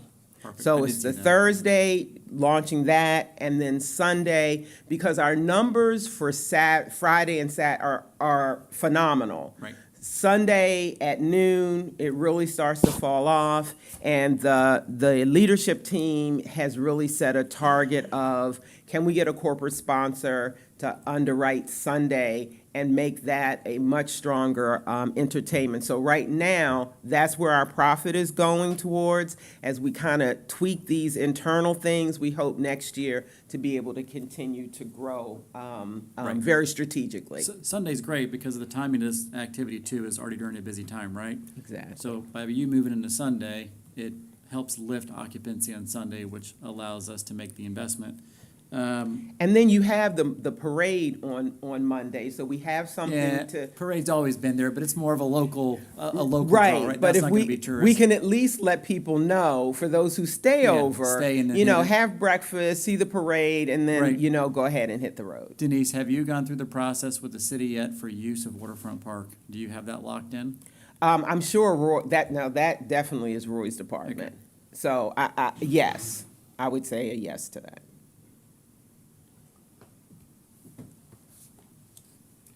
I would encourage him to get on that schedule, because it sounds like they've got some work going on, so that'll be important for you. So in the future, when you do your recap, you gave us great, much better tourism impact numbers, but we need the financial recap too. Yes, So okay. you need to include And that I'll going forward that, because I guess I sent it with the final report. Okay. From 'Cause I have the last final year, report, and I've and I got may have- some data and numbers, but we don't see the for how the finances flow. Okay. So we'll I'll definitely forward need to that. see that. I'll So, forward that. Okay, all right. I'm sure I can get it if I don't have it. Thank you. Any other questions from the committee? All right, thank you very much. Thanks for having me. Yes, ma'am. I'll be back.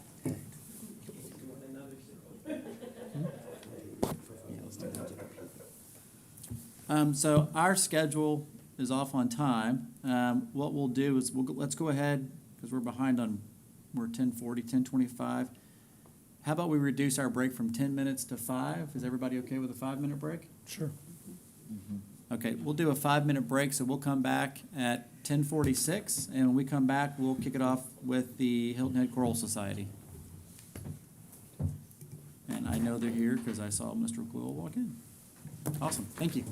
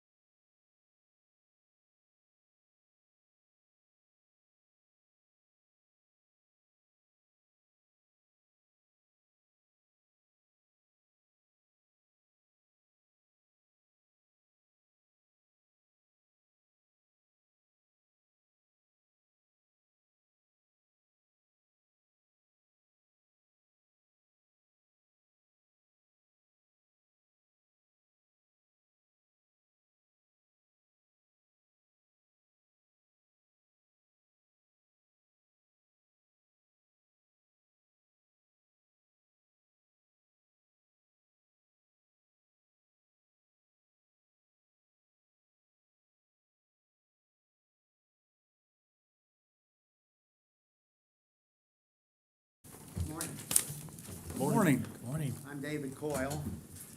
Before you start peppering me with questions, I could like to make just a couple of brief comments. Clearly, we use ATAX funds for marketing. In the last couple of years, we've dramatically kind of changed the requirements for our marketing. We put in much more money into web and other digital forms of advertising than we did just 2 years ago. 2 years ago, it accounted for about 10% of our expenditures. Now it's something more like 30%. We think this is having an effect. In the last 2 years, we've gone from about 7% of our audience being people from outside Beaufort County. Last year, it was 9%, and our first concert this year, which took place about 2 weeks ago, which was delayed by several days by Helene, it was up to 10%. And so we think this is having an effect. The other thing I'd like to comment is on, you've seen in our application that next year will be our 50th anniversary. Many of the organizations you're talking to here today, I'm listening, are relatively new and are certainly helping the county. But we've been here for 50 years. We've been here uninterrupted for 50 years. The only interruption was COVID. It's an organization run entirely by volunteers. We have no paid staff except for our artistic director and our accompanist who obviously help with the music. But we think that what we're planning for next year is going to have an effect not just on the Choral Society, but on the recognition of the Low Country and its history and its effect on the growth of the community, which has been dramatic, obviously. 50 years ago, Beaufort County had something like 60,000 residents. It now has over 200,000. Hilton Head has gone from 6,000 to 40,000. The bridge to Hilton Head that we have now didn't exist then. The road from here to Hilton Head was a 2-lane county road. Obviously, the growth of Beaufort County has been huge, and we think we've helped in that all along and want to do so in the future. So if you have any questions, I'd be delighted to answer them. Okay, one question. I know you said you're gonna, I guess, do more digital marketing. Yes. Are there some new age demographics you're going after for the Choral Society? No, frankly, music performances appeal much more to adults than children.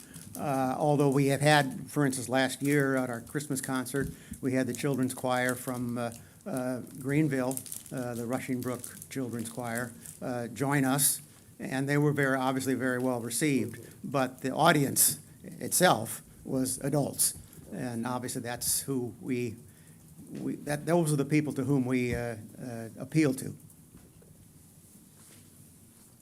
The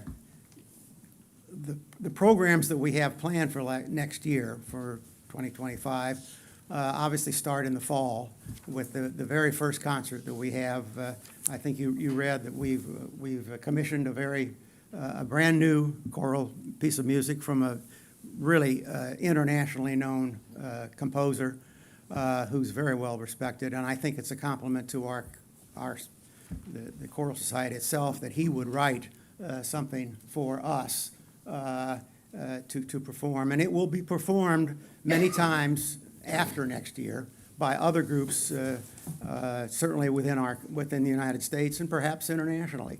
And it will, because of the theme, which is the Low Country and the spiritual and the Gullah community within the Low Country, it will clearly bring some notoriety, maybe that's not the right word, but attention to the Low Country in general and to Beaufort County and Hilton Head specifically. So we think it will have a lasting effect on the recognition of what we have here in Beaufort County. Thank you, Mr. Quill. I also see that you requested 20,000. Is that from the town of Hilton Head or Bluffton? It's the town of Hilton Head, yes. Okay. As we have done with you, we have asked them to up their contribution next year somewhat so that we can properly advertise and promote what we plan to do for our celebration. Obviously, in order to get the best benefit from what we are planning, we need to be a little bit more aggressive and spend a little bit more money on promotions. Do you work with the CVB in Hilton Head or Bluffton or any of the hotels to generate accommodations, or you just go through your marketing platform to create awareness? Well, we certainly, we are present with the Chamber of Commerce in Beaufort and, in Hilton Head and Bluffton. We're on their web page and directing them to our web page. We have like little cards which we distribute to the hotels around the area, describing what's going to be taking place. Anybody? Okay. So Thank you very much. We thank you very much for your support in the recent years, and I hope that you'll continue and give us a little extra bump next year, which we will make very good use of. Thank you. Thank you. We appreciate it.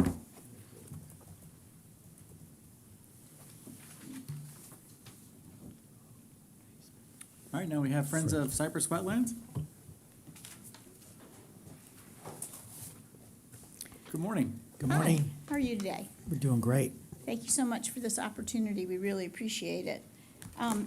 We're having to do something a little different this year. Our president, Scott Clark, is away on an wedding anniversary vacation, so he couldn't come. Our marketing director, who is on our board, has moved to Texas, and she works remotely for us. I've asked permission, which I was granted, and I have her on the phone. She's a Great. cute little thing. Yeah. So she will answer any technical questions that I cannot address if you happen Sure. to answer them. We could probably streamline this a bit too, because we read the application, and I do have a couple questions, if that works. First of all, as the application suggests, your objective is to drive more ecotourism, right? That's correct. And use the ATAX grant for social media to invest in paid social media and public relations to get more visitors here. Is that all sound about right? Well, it's paid social media through a Facebook platform. Exactly. And your application had some great stats and this is supported by the CVB, that you get there's about 39,000 overnight visitors related to ecotourism here, which is great. It's a good stat to have. And that overall market is growing. Yes. I think it said by something like 15%. So it's only going to get more popular. So a couple of questions. Yes. One is seasonality. Is there a time of year? Is there a seasonality in ecotourism where it's much heavier in certain parts of the year and softer in other parts of the year? Well, it really depends on where your interests lie. So, nature happens all year round. And so, say for birders, there's certain birds that come here in the winter. There's certain birds that come here in the spring, in the summer. Our goal is to try to drive people here during the softer months, when there aren't as many tourists, excuse me, for those birds. We are also going to be offering some specialty tours on flora and fauna and other animals within the wetlands. And again, their seasons all, spring, summer, winter, fall, occur. So it just depends on the interest of the person. What Okay, they so want to see. you have a specific objective to target some softer tourism months. Absolutely. And use this investment toward driving those times. Absolutely. We also want to be able to better track the people that are coming to the wetlands. And so this is why we're asking for the money to advertise on our Facebook platform, so that we will be able to tell, where are they coming from, how long are they staying, where are they going to stay, and then try to drive them over to BeaufortSC.org so that they'll book their rooms, and then CVB can work with us to let us know, the stats from that effort. From those efforts, that's good. Yes. And they can tell that the traffic would be coming from your site to their site. Yes, To they track that. can. I specifically asked about that, and then they can say, okay, your website generated X, Y, and Z, and they stayed here, here, and here. So is that paid social media happening today, or this will be new? This will be new. Okay. We do social media, we're just asking for more money to expand that social media. We currently have like over 32 followers on Facebook, we have over almost 700 on Instagram, and the numbers just grow. We have 2,500 visitors to our website, and we're just trying to drive that social media. And so if you get the grant and you can conduct more paid social media, who will manage that? Our marketing director. Right there, from Texas. From Texas. Great, okay. That's all the questions I have. I also see that you've got a few other requests for ATAX. Is that from Town of Port Royal, I guess? What is their contribution to the wetlands? Yes, so the Town of Port Royal just began their ATAX distribution, and so the pot of funds were small. We wrote a grant for $5,000 towards printed media. We made 15,000 new rack cards and brochures, mailed them out to all the visitor centers in the state of South Carolina. We also did more educational signage with our grant money with them as well. And we were granted, theirs is a 50% grant, so we were granted $2,500. We plan to expand on that next year. Perfect. I have some questions. Thank you for coming and thank you for what you're doing. Absolutely. I think you're mostly a volunteer organization there, but I think you have scheduled tours of the Cypress Wetlands. We do. How often and who conducts them? We try to do them on an average of twice a month right now. We plan in 2025 to expand on that and offer more tours, what we call specialty tours. So we're going to have some master gardeners come and do on the different plants in the wetlands, and then we'll have some people who are well-educated on the animal life in the wetlands come and do tours about that. And That's although not one of the current grant, that's something you're planning to do in the future? that is something we are planning to do in 2025. Okay, and that doesn't require funding? Yes, it does. Actually, the ATAX grant that we received, that we wrote in 2023, that we received in 2024, was for the tours that we're currently holding. Right. And we've spent about half that money. All those tours get booked 100%. So we've decided we need to do more tours, and we have written a grant with the State of South Carolina PRT, an education grant, and that will address these. And do those people that take those tours pay a fee? No, they do not. They are free. Okay. And if there's no one there conducting a tour and one goes to the Cypress Wetlands, say someone from out of town, and let's say they ride their bicycle there, what is there for them to do when there's no one there to give them a tour? Well, walking around the wetlands itself, and also we have educational signage along the way. They're in the amphitheater when you first come into town. That's an outdoor amphitheater? Yes, it's an outdoor amphitheater where people can see, we have all kinds of information there about the different birds you'll see and when you'll see them, and, we try to keep it self-guided. There's not self-guided tours at this time, but it's something you might do in the future. Is that true? I'm sorry, say that again. Self-guided tours are typically something where you can bring up an application on your phone or something else, and it'll let you walk along and give you an interpretive tour and things like that. That's not something you're currently offering. That is not something that we're currently offering at the time, and that is an excellent suggestion. I will bring that up at the board meeting. Okay. Well, all right. I'll give you credit for it. And the other issue is, do you ever see an interpretive center being built in the way of a structure or something to help people who come? Because many people who come to our area want to experience these sorts of things, and if they go there thinking there'll be a tour and there's not, these are the sorts of things that we get feedback on. So I'm just asking if there's any plans for these sorts of things. I am unaware of any interpretive center All right. being considered at this time. That's fine. The amphitheater is basically what's currently being used as the interpretive center. But the idea of putting an app on the phone and advertising that in the amphitheater would be an And excellent. my understanding is the parking that you have available to you is public parking along the street. It is all public parking. And there's a second access on Richmond Avenue, just past the YMCA. So there's several places you can park. All right, that's all I had. Thank you. I live right there, and it's crazy how many people go. It's insane. I've never seen some cameras this big in my life. We have over 200,000 people It's that very come. nice. I thought they were there for you. It's crazy. We're just watching out for troublemakers. One question. would it be a possibility, let's say a group was coming in, maybe about 40 or 50 people could call and maybe schedule a personal Absolutely. private tour? Absolutely. Just go to the website, and there's opportunities there to schedule tours. And I think we're gonna hear from Jennifer Clementoni later, who's a birdie in Beaufort. If you haven't talked to Yes. her, you probably should, so. Oh, yes, she's Okay. she's on our board. Oh, makes sense. Awesome. And no other questions from the committee? Thank you very much. We appreciate your time. Thank you so Thank you for much. the We really application. appreciate you guys. Oh, and I did want to, just say one quick thing too, that the CVB, we couldn't do it without them. They are an essential partner, and we really appreciate their efforts too. So thank you for funding them. Awesome. Thank you. Thank you. So we have the Gullah Traveling Theater for 2025 Decoration Day play, and that's Denise, I'm sorry, how do you pronounce your last name?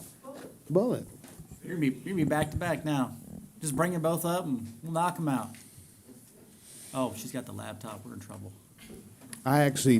We know about this. I just have some questions. I'll save you your voice for the next one. Oh, no, this is in case you ask me hard questions. Oh. I can pretend that I'm working on getting you the answer. It's the theater company. An honest person. I'm auditioning. So the Decoration Day play, can you just tell me, is this a specific date or is this something that you do? Oh, I'm a little confused on, is it something where you go out? I know that the theater goes out and does stuff out of town, but is this an actual day play? When is it? I don't see that. Did you see that? Where it is? May, I'm trying to remember what the dates are. this Is it year. during Gullah Festival weekend? Mm-hmm. Okay. And the Decoration Day play is really a cornerstone of the Gullah Festival event. It's independent because it's done by a different organization, but the two are intricately woven together. What's the date? May, hold on, May 22nd. So the festival is May 23rd, 24th, and 25th. The Decoration Day play opens on the 22nd and also will play again on the 24th, the Saturday. So those Thursday and Friday. Saturday. And because of the nature of the play, it's not a movable date. The Decoration Day play is the story of how this country began to celebrate the Memorial Day weekend. And so we all love Memorial Day. It kicks off summer and the barbecues and the hot dogs and the burgers.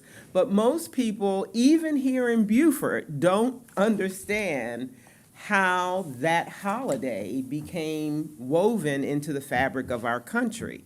The Decoration Day play tells that story, and to our knowledge, it's the only living resource for that cultural history.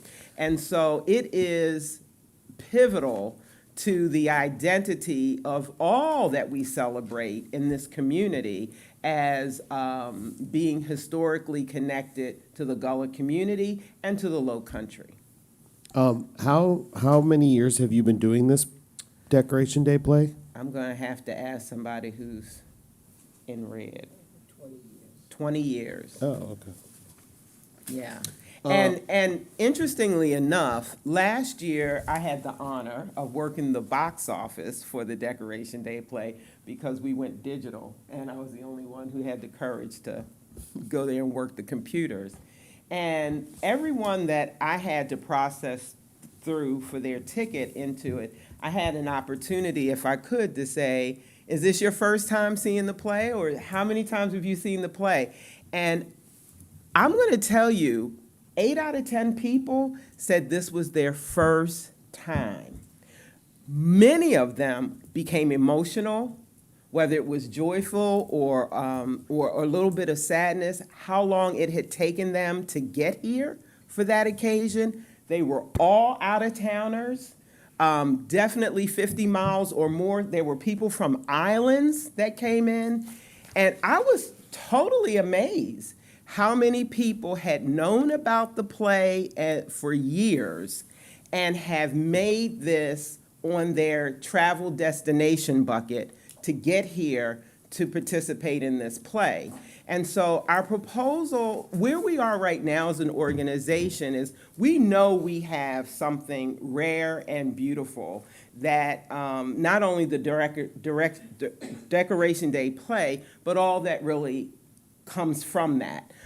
Because it really did birth the Gullah Traveling Theater in the way that we know it today.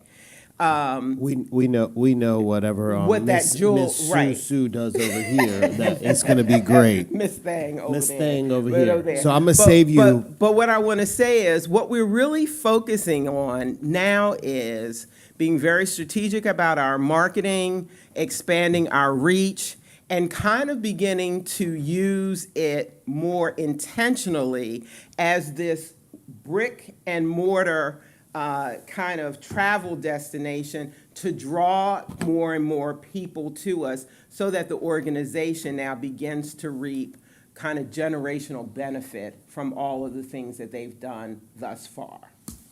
And as you know, May is very busy. Memorial Day is super busy for hotels in the market. Not to mention, there's also a Paris Island graduation typically on that Friday because it's a holiday weekend, and to schedule that so people can stay for the weekend. So just, I know you know that, but I just like to say that for the record. But no, I don't have any other questions.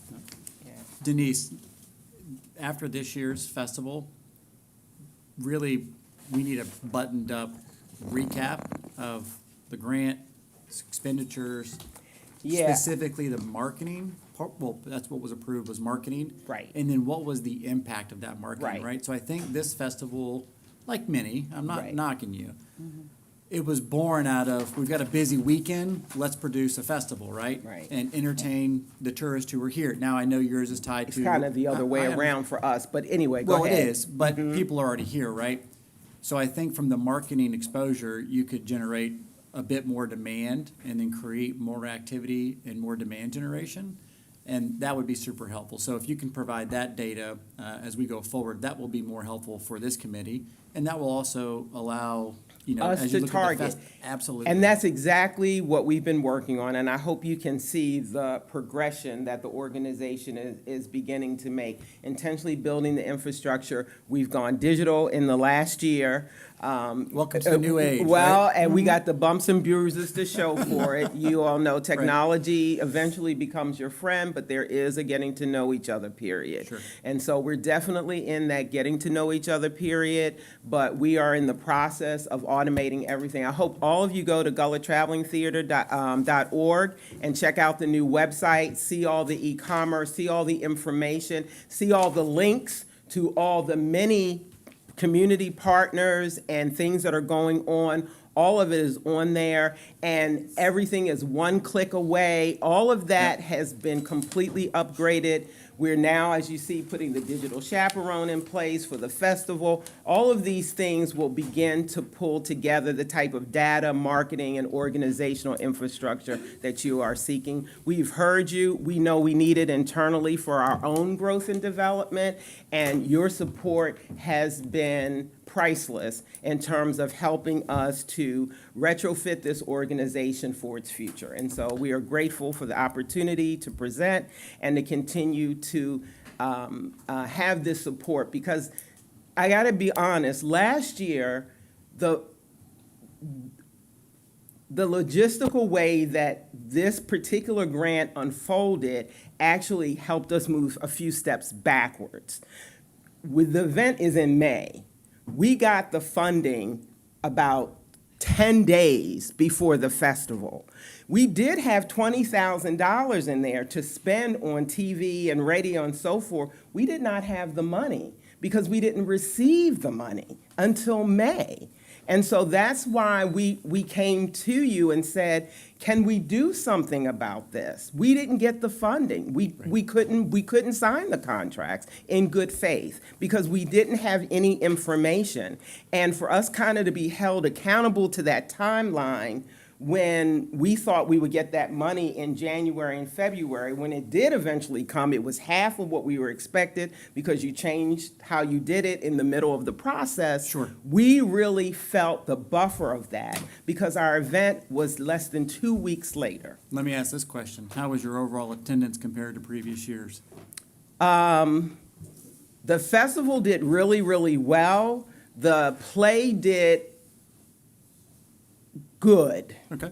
We had one day that attendance was very low because we just didn't get our marketing done. Okay. So, Sorry, they're talking about time over here. okay. I do have one question. Do Yeah. you have that money left that you can use this year? I guess we do. I Okay. guess we do. We haven't really gotten any formal instruction, but I know that I sent in a request for a budget modification.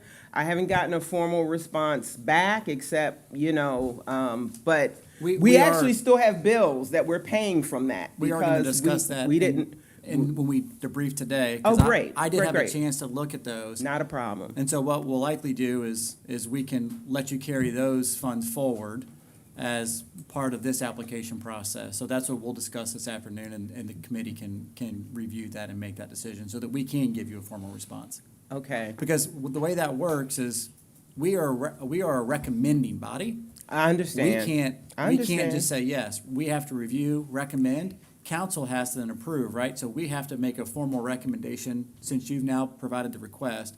It's a process. It's a Now, process. this is a large sum of public funds, so we have to follow that process, right? So this is helpful for us, but also help yourself, right? So get that data, get the analytics, use the digital world we have today, and then We are definitely Perfect. trying to do our part, and we have no problem understanding and being held accountable to those rules. This was a very unusual situation with very little communication, and we just got caught in that. And so things that we had planned for last year, Right. we Let- just weren't able to Let- execute. Let me just add, I agree with you on the delay in funding, but something that has been consistent is the requirement for record keeping and tracking of funds and tourism impact. So that hasn't changed. So we do need. And that's in that. there, Okay. right? It is. Okay. But it needs to be a little more, we need to see how the dollars are spent, and we need to see the impact of those funds, right? So when we get generic, it's hard for us to understand when it's a generic accounting of. We would need to see specifically how those funds worked, what they're spent on, and then what was the impact of those dollars? Because this is not a $5,000 request, this is a $30,000 request, right? Right. So we really need to understand how those funds are managed, utilized, and then what is the return on that investment? Do you all see the final reports that we send in? My assumption was that you We did. got those. Correct. Okay. I guess I'll talk to Bryson. There may be something in the way that I'm reading your application or your requirements, because I believe I'm answering all the questions, but there may be some understanding of what that question means that's different from what I'm interpreting. Sure. Sounds great. And I think we're happy to sit with you on a one-on-one Yeah. and walk Yeah, that with yeah. you. That's great. Thank you. I'll get with Don't- Bryson and ask some Don't sit questions down, about it. because we're going to go. Oh, that's right. If there's no other questions on You this asked for a application. separate application for each project, so Yeah. that's Yes, perfect. so Mr. Stewart's he's got his questions ready. Right, and I'm gonna ask you to get back on target. Go ahead. Yeah, if I could just interject at this point to make sure it's abundantly clear that if you do recommend to roll those funds forward that weren't expended this year, they absolutely have to be spent next year, because there's 2 Right, years. it's only 2 year, yeah, we're aware of that, yeah. We don't have any problem spending money. Well, I we just have a didn't few get it in questions time. for you about the dinner theater, and we gotta get back on track. Yes, we're ready So for the let me dinner ask you theater. questions. Okay, I read in here you gotta have 4 immersive events. That's great. Where will you be having them? At the Black Chambers Building on the bottom floor, So all 4 will be in 711 Beaufort. Blayton Street, All 4 will be in Beaufort. yes. And they will be over what period of time? You mentioned some months in here, but do you have dates in mind? We do have some dates in mind. We have some spring dates in mind and some fall dates in mind. But you haven't fixed them yet. but We haven't those fixed are- them those are- firmly because we're waiting to find out if we get some help with funding. Okay, and in your presentation, you talk about it's going to be 4, to make sure. How many people can you accommodate in that venue?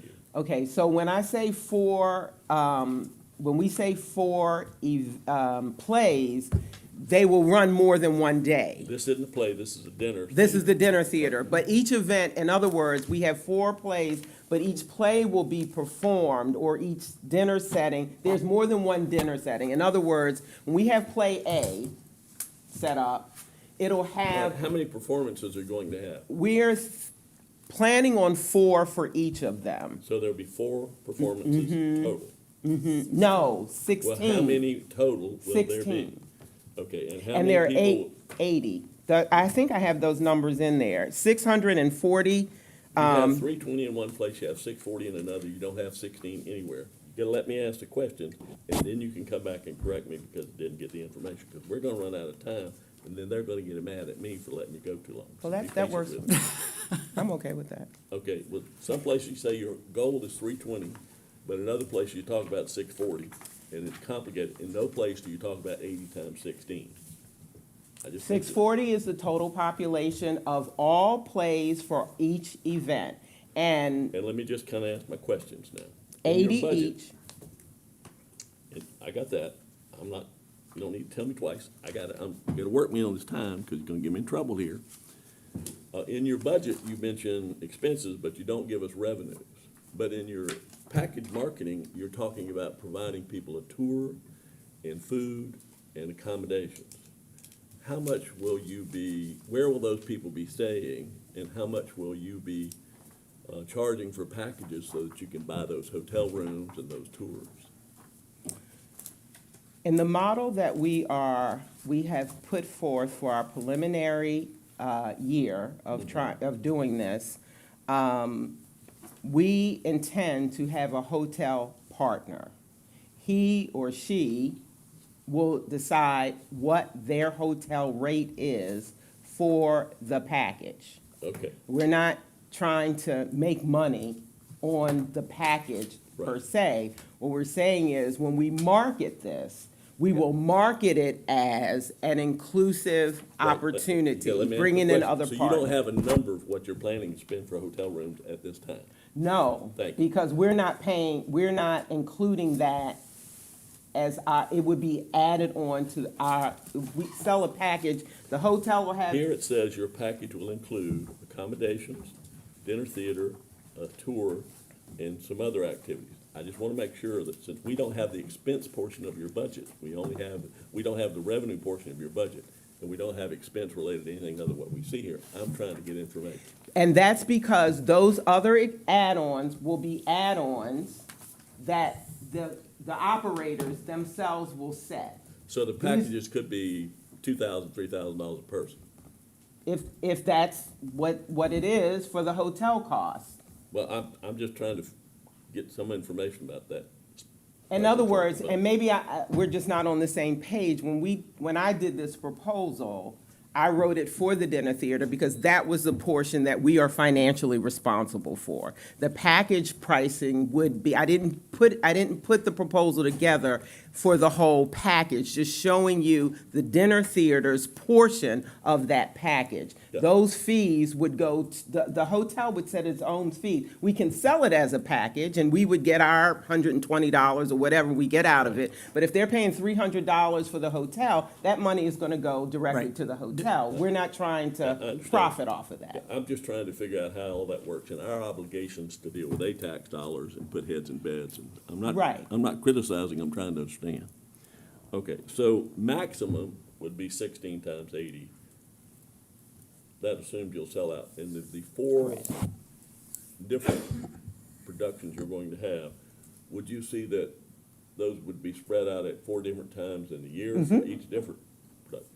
Okay, and this is not a traveling show. This is just something that's going to be. No, it's gonna be here local, for Okay. people who are here local. All right. Now, under the Gullah Dinner Theater piece, it says with a goal of attracting 320 tourists across 4 events. That's what I was going from, but you're saying that should be 16 events. Right. The way that I did the math was I used the DMO's figures that the Gullah Traveling Theater's Productions generally generates somewhere between 45 and 55% tourists. So of the 80 people in the room, 40 of them might be tourists. That's what the DMO is saying to us, right? And so that's why I broke the number down in half. Okay, thanks. On your expenses here, you say in your budget, $10,000 for digital and social media. Can you give us some details I on sure what you're can. planning to do there? We are going to be working with a company called BSB Media, also related to Black Southern Bell, and they are contracting to make sure that all of they're going to manage the digital, they're going to be doing a lifestyle push, they're going to be doing targeted audience pushes. We have direct drive-in and direct flight markets identified, and we're using this company. We've set the goal, there'll be a minimum of 200,000 impressions from everything that we put out. All right, And- hold on a minute, I'm gonna get back to everything just a second. Let me And I ask have you her something. contract here too. It says for your radio advertising, you're looking at running ads in major metro centers like Charleston, Savannah, Atlanta, Augusta, Greenville, and Columbia and Charlotte, and you're requesting $2,000 for that. I haven't purchased ads in those markets. Is $2,000 going to give you an ad in each one of those markets, and if so, do you know how many times it would run? I don't. I can't answer your questions on the particulars.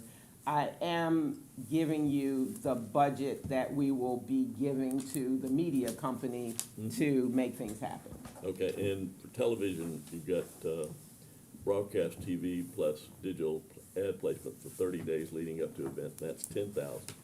And is Rob? that the same situation in that? Well, with that one, I'm relying on Rob Wells, DMO. That's who does the TV placement. And when asked how much we should put in the budget for what is described there in the proposal, he gave me $10,000. Well, the reason I was asking that too is if it's 30 days leading up to the event and there's gonna be 16 events, your $10,000 is looking like maybe $800 an event or $700 an event. That's not a lot of TV, just something to think about. And then in the direct mail piece, you got 4,000 that would be going out, and I'm guessing Rob has probably been great at working with you on that. I'm just trying to figure out how to spread those across the number of events you're planning to have to see if you can get some impact. And what we're hoping to happen, at least this is how we've theorized it, as we've been talking with our partners on this in marketing communications, the digital and social media will be taking the lead. That's really where a lot of the effort is. And then they're going to use the more traditional advertising sources to complement and supplement driving people to those same digital places. So that's my understanding of how it all works together.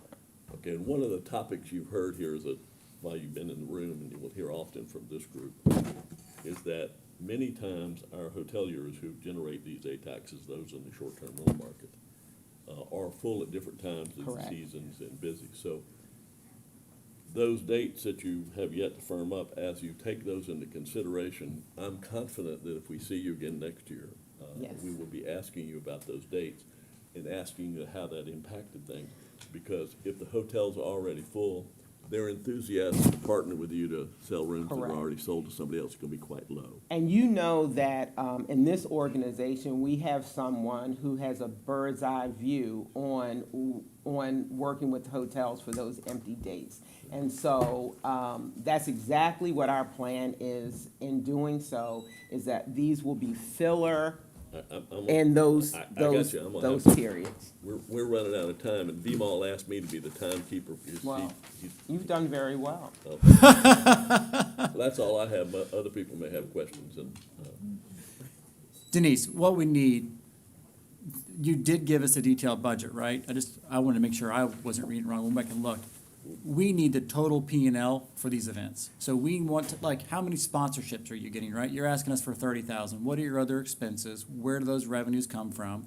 Because if you're relying on $90,000 from some other private sponsors and they don't come through, then we've doled out $30,000 that may not get spent, and we could have put it to use in some other activation, right? So Right. going forward, it's critical, we have the full P&L for the event, right?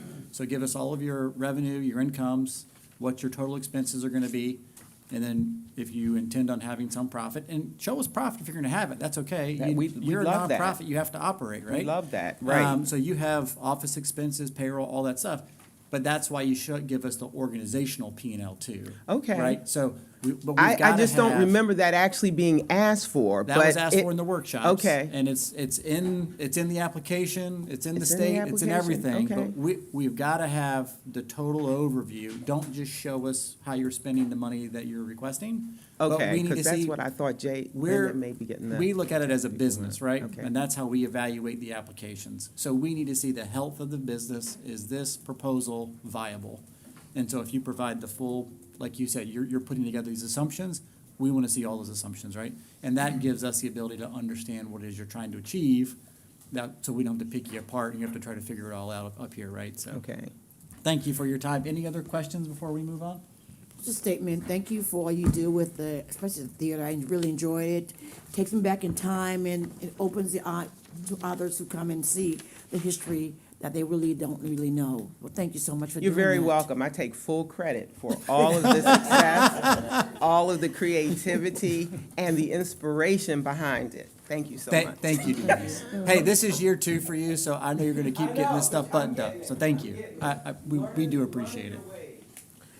Hilton Head He's already. Symphony He's Orchestra. up. He's ready to roll. Ready to rock and roll. Take it away. I can still say good morning. Yes. Thank you for your Barely. service on behalf of the citizens of Beaufort County. I'm Alan Jordan, President and CEO of the Hilton Head Symphony Orchestra. The HHSO has been the grateful beneficiary of $25,000 grants from this body for the last 2 years. We have used this money to increase our percentage of tourists by 72% and our visitors by 86%. This translates to more than 4,000 additional tourists and visitors than during our 2021-2022 season. During the 2022-2024 season, we drew 22,918 attendees, 5,001 of whom were tourists. Our July 2023 tourist survey revealed that half visit the Low Country multiple times a year. 72% stay in hotels or vacation rentals, 63% stay for at least a week, and another 22% stay 1 month or longer. 43% are part of groups of 4 or more, and most important to us, 98% said they would try to attend another performance when they come back. Hey, Alan, those are great stats, and your application's full of a lot of excellent information, particularly the budgets and the actuals on the financials. Thank you for providing that.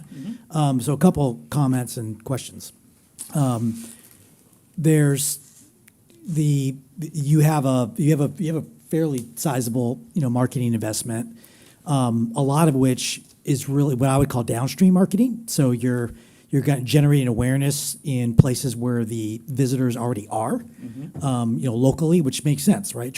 There's a lot of ways a visitor can spend money. You want to get that wallet share. So the fact that that more and more of your attendees are visitors doesn't necessarily mean you're generating more visitors, right? It means, it could mean that. It's a I'm just saying it's combination of not, both, right. and It's it not an always easy has thing to been. understand. I mean, Yeah. we have always seen ourselves as fulfilling 2 criteria of ATAX grants. One being directly drawing tourists and and then the other is enhancing the experiences of the tourists. Yeah, no question. And obviously, you're growing that share of, you definitely have more visitors coming to see you. So Absolutely. mission accomplished there. So my question's really more about the marketing budget itself and the $25,000 and kind of how it's used. Because I think, again, one key objective is, again, to get more visitors, right? How do we to generate incremental ATAX dollars? So one is I noticed that the 25 budget appears to call for actually a reduction in social media advertising. It looked like you spent $6,000. I'm assuming paid social is kind of getting outside the market. from 6,000 to 3,700, and then a big change in the live streaming investment, which 0 to 21. So can you talk about Yep. the live stream investment? Sure, absolutely. So in 2024, we do a triennial, we do a three-year cycle for our piano competition.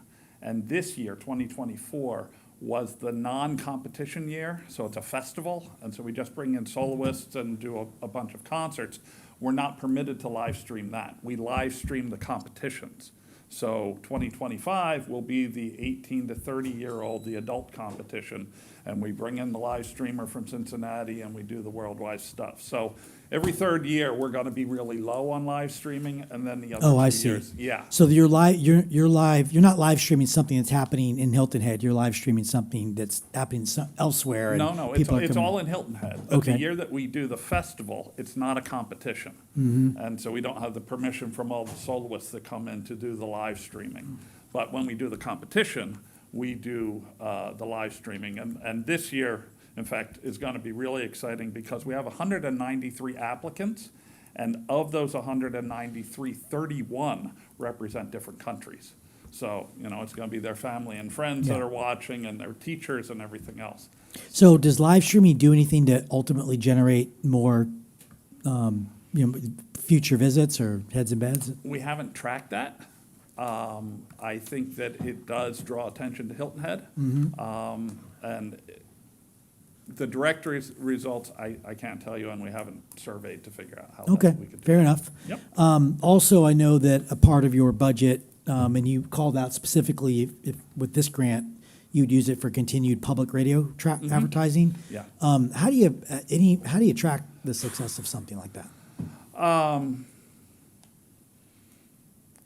We haven't yet. Mhm, We okay. haven't yet. I believe there may be ways to get some information from South Carolina ETV on, because we do include a leaderboard on their website.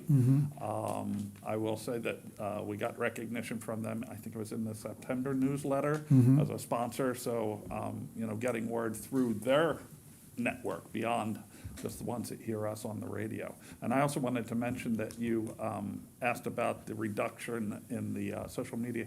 Last year, beginning of last year, we did a big campaign for new acquisitions. And so we put specific money towards that, and we did not renew that this year. That's why it's less. What was that? What does new acquisitions mean? So we were reaching out to a lot of different people that had been new to our website, people that were new residents, people that were new ticket buyers, to try and appeal and bring them in. And it had some success, but we're not quite sure it was worth the investment. So that's Yeah. why we decided Right, not so to you're do making it. a shift there. Yeah. Okay, well, I also wanted to mention that on top of everything else, last season we brought in 153 room nights accounted for just by our guest artists. And we had the Claflin University Choir come, and they stayed in I think it was unincorporated Bluffton, and they'll be coming again in March to perform Carmina Burana with us. So, it's drawing people from near but afar, Right. beyond the 50 miles to perform. okay, well, good. Well, before I turn it over to anybody else for a question, just a comment around encouraging you to try to figure out how to leverage the great things that you do to get to try to empirically bring more visitors in as opposed to just more of your participants being visitors. And they both could be happening, but the more that can show our efforts toward that area, toward generating that, I think would be helpful. Great, thank you. Other questions? The only question I have is, are you not requesting funds from Hilton Head or Bluffton this year? Oh, we are, yeah, that's in the application.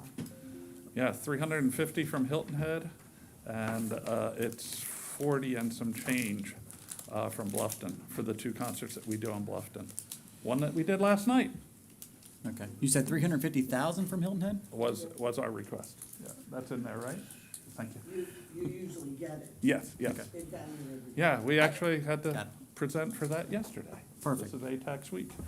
It wasn't listed under other source fundings. It was probably written in the application, that's all. I'll have to go back and look, so. It's okay. Sorry about that. Perfectly good. Thank you very much. Thank Thank you. Thank you. All right, next up, we have the Hilton Head Island Land Trust. Yes, thank you and good morning. I'm Jim Schneider. I'm a board member of the Hilton Head Land Trust. Mr. Schneider, I don't want to interrupt you. Thank you for the introduction. We are running a bit long, and y'all have also provided a really great application. Our goal is, since you provided such great information, we're going to try to lead you through our questions to better understand it, and then we can make an informed decision. And with that, I'll turn it over to Gibbs. Mr. Gibbs. Thank you. Okay. Quick question for you. I noticed that Mrs. Gibbs, your funding is based on preservation of the Fort Howard. And you said you're asking for 13,500. And you said you have 7,050 views on, and these are eagle nests on Hilton Head. How's this gonna bring benefit to tourists in Beaufort County? Well, obviously, it provides 750,000 views are what we're projecting for this new nest. From the beginning of this project in 2021, we've had about 1.6 million people all over the region, the country, and the world have actually seen the eagle nest that we first put up in 2021. We're hopeful to add another 750,000 because we found a new nest with active eagles in it. And it's impossible to determine how many of those people will ever come to Hilton Head. What we're going to try to do with the $5,000 portion of our grant that's for marketing is to do more pushing of tourism opportunities, work with the Bluffton Hilton Head Chamber of Commerce to push information out about things that are happening in Bluffton, the 3 things you need to know every week that comes out, those kinds of things, and try to spread the eagle nest even more broadly. So people get a feel for what Hilton Head is, what the particularly the eco-tourism portions of it. We have 3 or 4 beautiful sites on the island that we protect. Fort Howe is one of them. The Whooping Crane Conservancy is another one. The Cypress Conservancy. So we're hopeful to tie it in a little bit better and do a better job of using it as a marketing tool. Okay. Can you explain, I looked at your application and you're asking funding and expense evens out. So there are no other expenses from? Well, for this project, we're asking for two chunks of money. One is to offset the cost of the streaming and the internet service to keep the camera up there and live. And the one great thing about this is it's 24/7, 365, and it goes all over the world. Anybody, anywhere can log on and look at it. And that's part of the thing. And then the other part, the $5,000 for marketing assistance, is to try to find a way to tie in the linkages to local tourism resources, whether it be the Chamber of Commerce or Convention and Visitors Bureau or those kinds of things, to not just put the eagles out there, which are interesting, but to draw the interest back in from the people that are looking at them. Yeah, but do you have any actual data of people actually coming to see the real nest? You said you're working on that. We don't have any data really Okay. that tells exactly how many people come. But if there's 750,000 people looking at this and 1% of them at some time in the future come here, you're talking 7,000. We have about 85% of our views are new people, 15% are people that keep coming back. So it could produce, but we don't have the tie-in that you'd be looking for. Yeah, I think I'm just looking at heads in the bed, that's what I'm looking at, but. We understand Oh, that. but thank you, okay. Thank you, Mr. Schneider. Last question, do you have any funding requests with Hilton Head or Bluffton? We have a funding request in with Hilton Head, but it's for the development of the Fort Howe project. Got it. Okay. This is a more broad, we thought it was more appropriate to come to the county with that. Very good. Any other questions, Mr. Schneider? Thank you very much. We appreciate it. Thank you. All right, next up we have the Junior Jazz Foundation, James Berry. Huh? Sorry, never mind. No. Hi, how are you guys doing? Thanks for Good, showing thank up. I have your application. I just have a couple of questions based on what you provided. You said this is, year 14, right? Yep, there it is. 14 years you've had this camp? This has been going? Yes, sir. Yes, sir. That's awesome. And it's still going to be in July, correct? Yes, sir. Okay. Here's a question I have for you. You're putting your musicians and instructors up at Hilton Head USCB housing? Not all of them. Some of them stay locally in hotels. Most of our students stay at USCB and Okay. our residential staff. Do you, so I get the camp and you might utilize some hotel stays.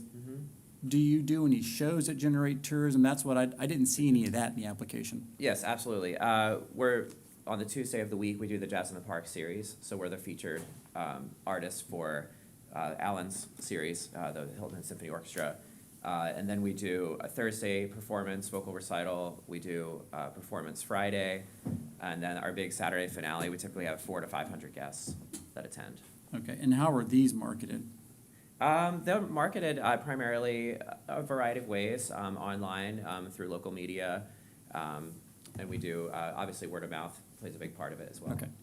And so previously, it looks like you had private donations. Are those private donations are you just looking for other source fundings? Are those private donors still providing funds? What's the reason for the change in these funds requests? Mainly with inflation, the cost of everything's gone up tremendously. And instead of wanting to raise, tuition double to cover everything, trying to get some public funding would really assist because we bring a large benefit to the community. Got it. So you're doing, the scholarship request is for the scholarships you're going to give back to reduce the cost of the camp? Yes, sir. It's doubled in cost in the last 2 years, and it's been tougher to fund by the foundation. And when you say you're using local hotels, how many hotel room nights are you generating? Do you It's hard to anticipate? give an exact number because many families, they'll stay for the week. They'll plan their week around the camp and when their students are coming. And so it's hard to give you an exact number, but it's certainly substantial. Can you give me a ballpark number? Oh, gosh. Because substantially you versus me might be different. Yeah, among faculty, parents, and parents, families, and guests, I would guess probably 50 to 100 rooms. Room nights? Mm-hmm. Okay. At least. Rooms per night? Is that, that's total? Total room nights, yes. Okay, total room nights. Anything else you want to tell us that it was in the application? Basically, we partner with probably 25 local businesses, and so we're generating a lot of, helping the local economy with all the businesses we partner with. And really the connections that are made also bring tourism to the island throughout the year, because a lot of our faculty will return, do concerts here. We'll have students, alumni that are returning and doing concerts continuously. And so it's not just a one-week thing. Continually, students and faculty and alumni are coming back and pouring back into the local economy. Perfect. We appreciate that. What our biggest metric is, and while everybody who does great local events and activities, we care about overnight accommodations, heads and beds, right? So we look at what's the return on investment. So that's what we'll, if you guys want to do this in the future too, and I don't know how it's going to shake out for you, but really try to tie that back into your overall request and how that will work. Okay. So that's super helpful for us. Absolutely. Right. Any other questions from the committee? Thank Thank you, you. gentlemen. We appreciate it. Thank you. Absolutely. Thank you. All right, next up, we have the Hilton Head Concourse d'Elegance. I just have a quick question. Is the basketball tournament here? Oh, yeah. Okay, so I'm just gonna keep asking. Okay. Okay. Mr. Stewart, I'll turn it over to you. Good morning. Thank you. Thank you for being here. This is a great presentation. We've seen you folks a few years now. and Yes, we you sure have. understand what you're doing. You've got about $1,420,000, I think, in your budget, so it's a sizable operation. Yes, sir. I'm happy to answer, for you to answer any questions the other folks might have about details, but I find your presentation to be sufficiently understandable on that front. There are a couple of questions I Sure. want to follow up on. In previous years, we have learned about new aspects of the program, whether it be boats or planes or whatever. That's Is there correct. any of that coming up next year? Yes, we've been expanding on that every year since we started the program where we've included the boats and planes. What we found is it's one of our most unique assets as a Concours d'Elegance in the country. Pebble Beach and Amelia do not focus on those the way that we do. We've also seen a big spike in interest in military, so that's why we were returning our driving tour to Paris Island again this year. So The campaign that we will do centered around this will be mostly focused on that driving tour, as well as pushing a lot of the accommodations that we need to expand on, which is home and villas, and within that category, those that have garages. So that is a big part of what we've been expanding on. Okay. And the reason you're saying those are your targets is because of the garages, not because people don't like hotels? Some of our younger audience that we have been geared and campaigned to go towards, they like to travel with their cars. And they like to bring them to the events even though they're not an actual exhibitor.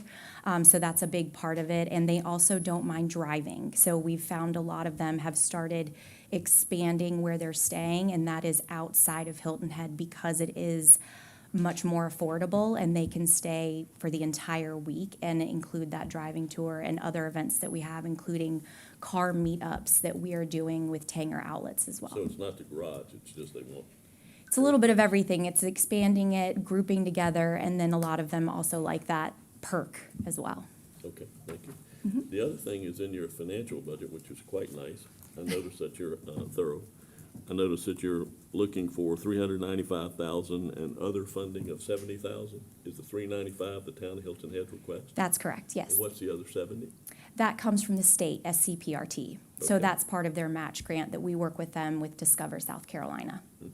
And have they been good to work with in past years? They have, yes. They've really supported our event, and I think in the coming years, as we approach our 25th anniversary, there'll be a lot more there. They have specifically invested in the airport events and the aviation aspects of the event.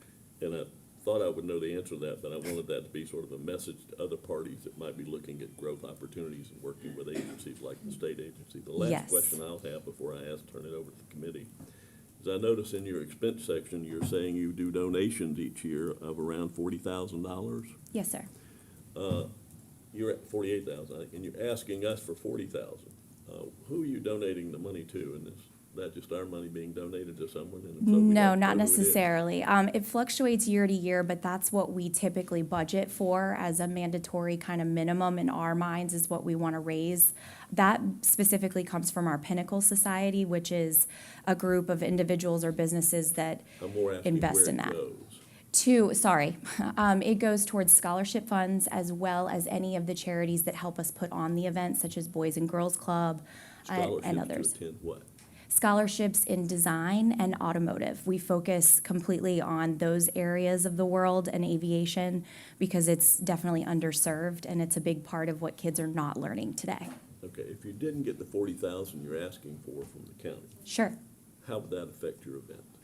I think it would affect the growth in those special aspects of what we're doing and would also kind of stunt where we need to go as far as growing our accommodations. Every year, we sell out the Westin, we sell out 3 or 4 other hotels more than 5 months out just from our exhibitors. And those are on Hilton Head. Yes, and those are on Hilton Head. But as we grow the age gap, it gets a little bit wider. We're finding we need to accommodate their needs too and expand the audience that way. What does that mean in terms of? The younger the audience gets, the more they will explore. They will stay further away, they will stay off the island and enjoy off-site. Thank you. Yep. That's all that I had. I'll turn over the rest of the committee. No questions? Very good, thank you very much, we appreciate it. Thank you.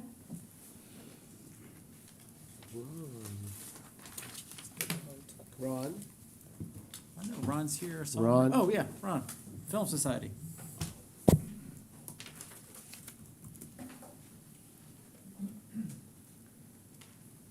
It is still morning, so we can say good morning. Good morning. It is still morning. Barely. I'm gonna turn you over to. Good morning, everybody. To And, Anita. Anita's got your application. We know your program very well, so she'll walk you through any key questions, if that's okay.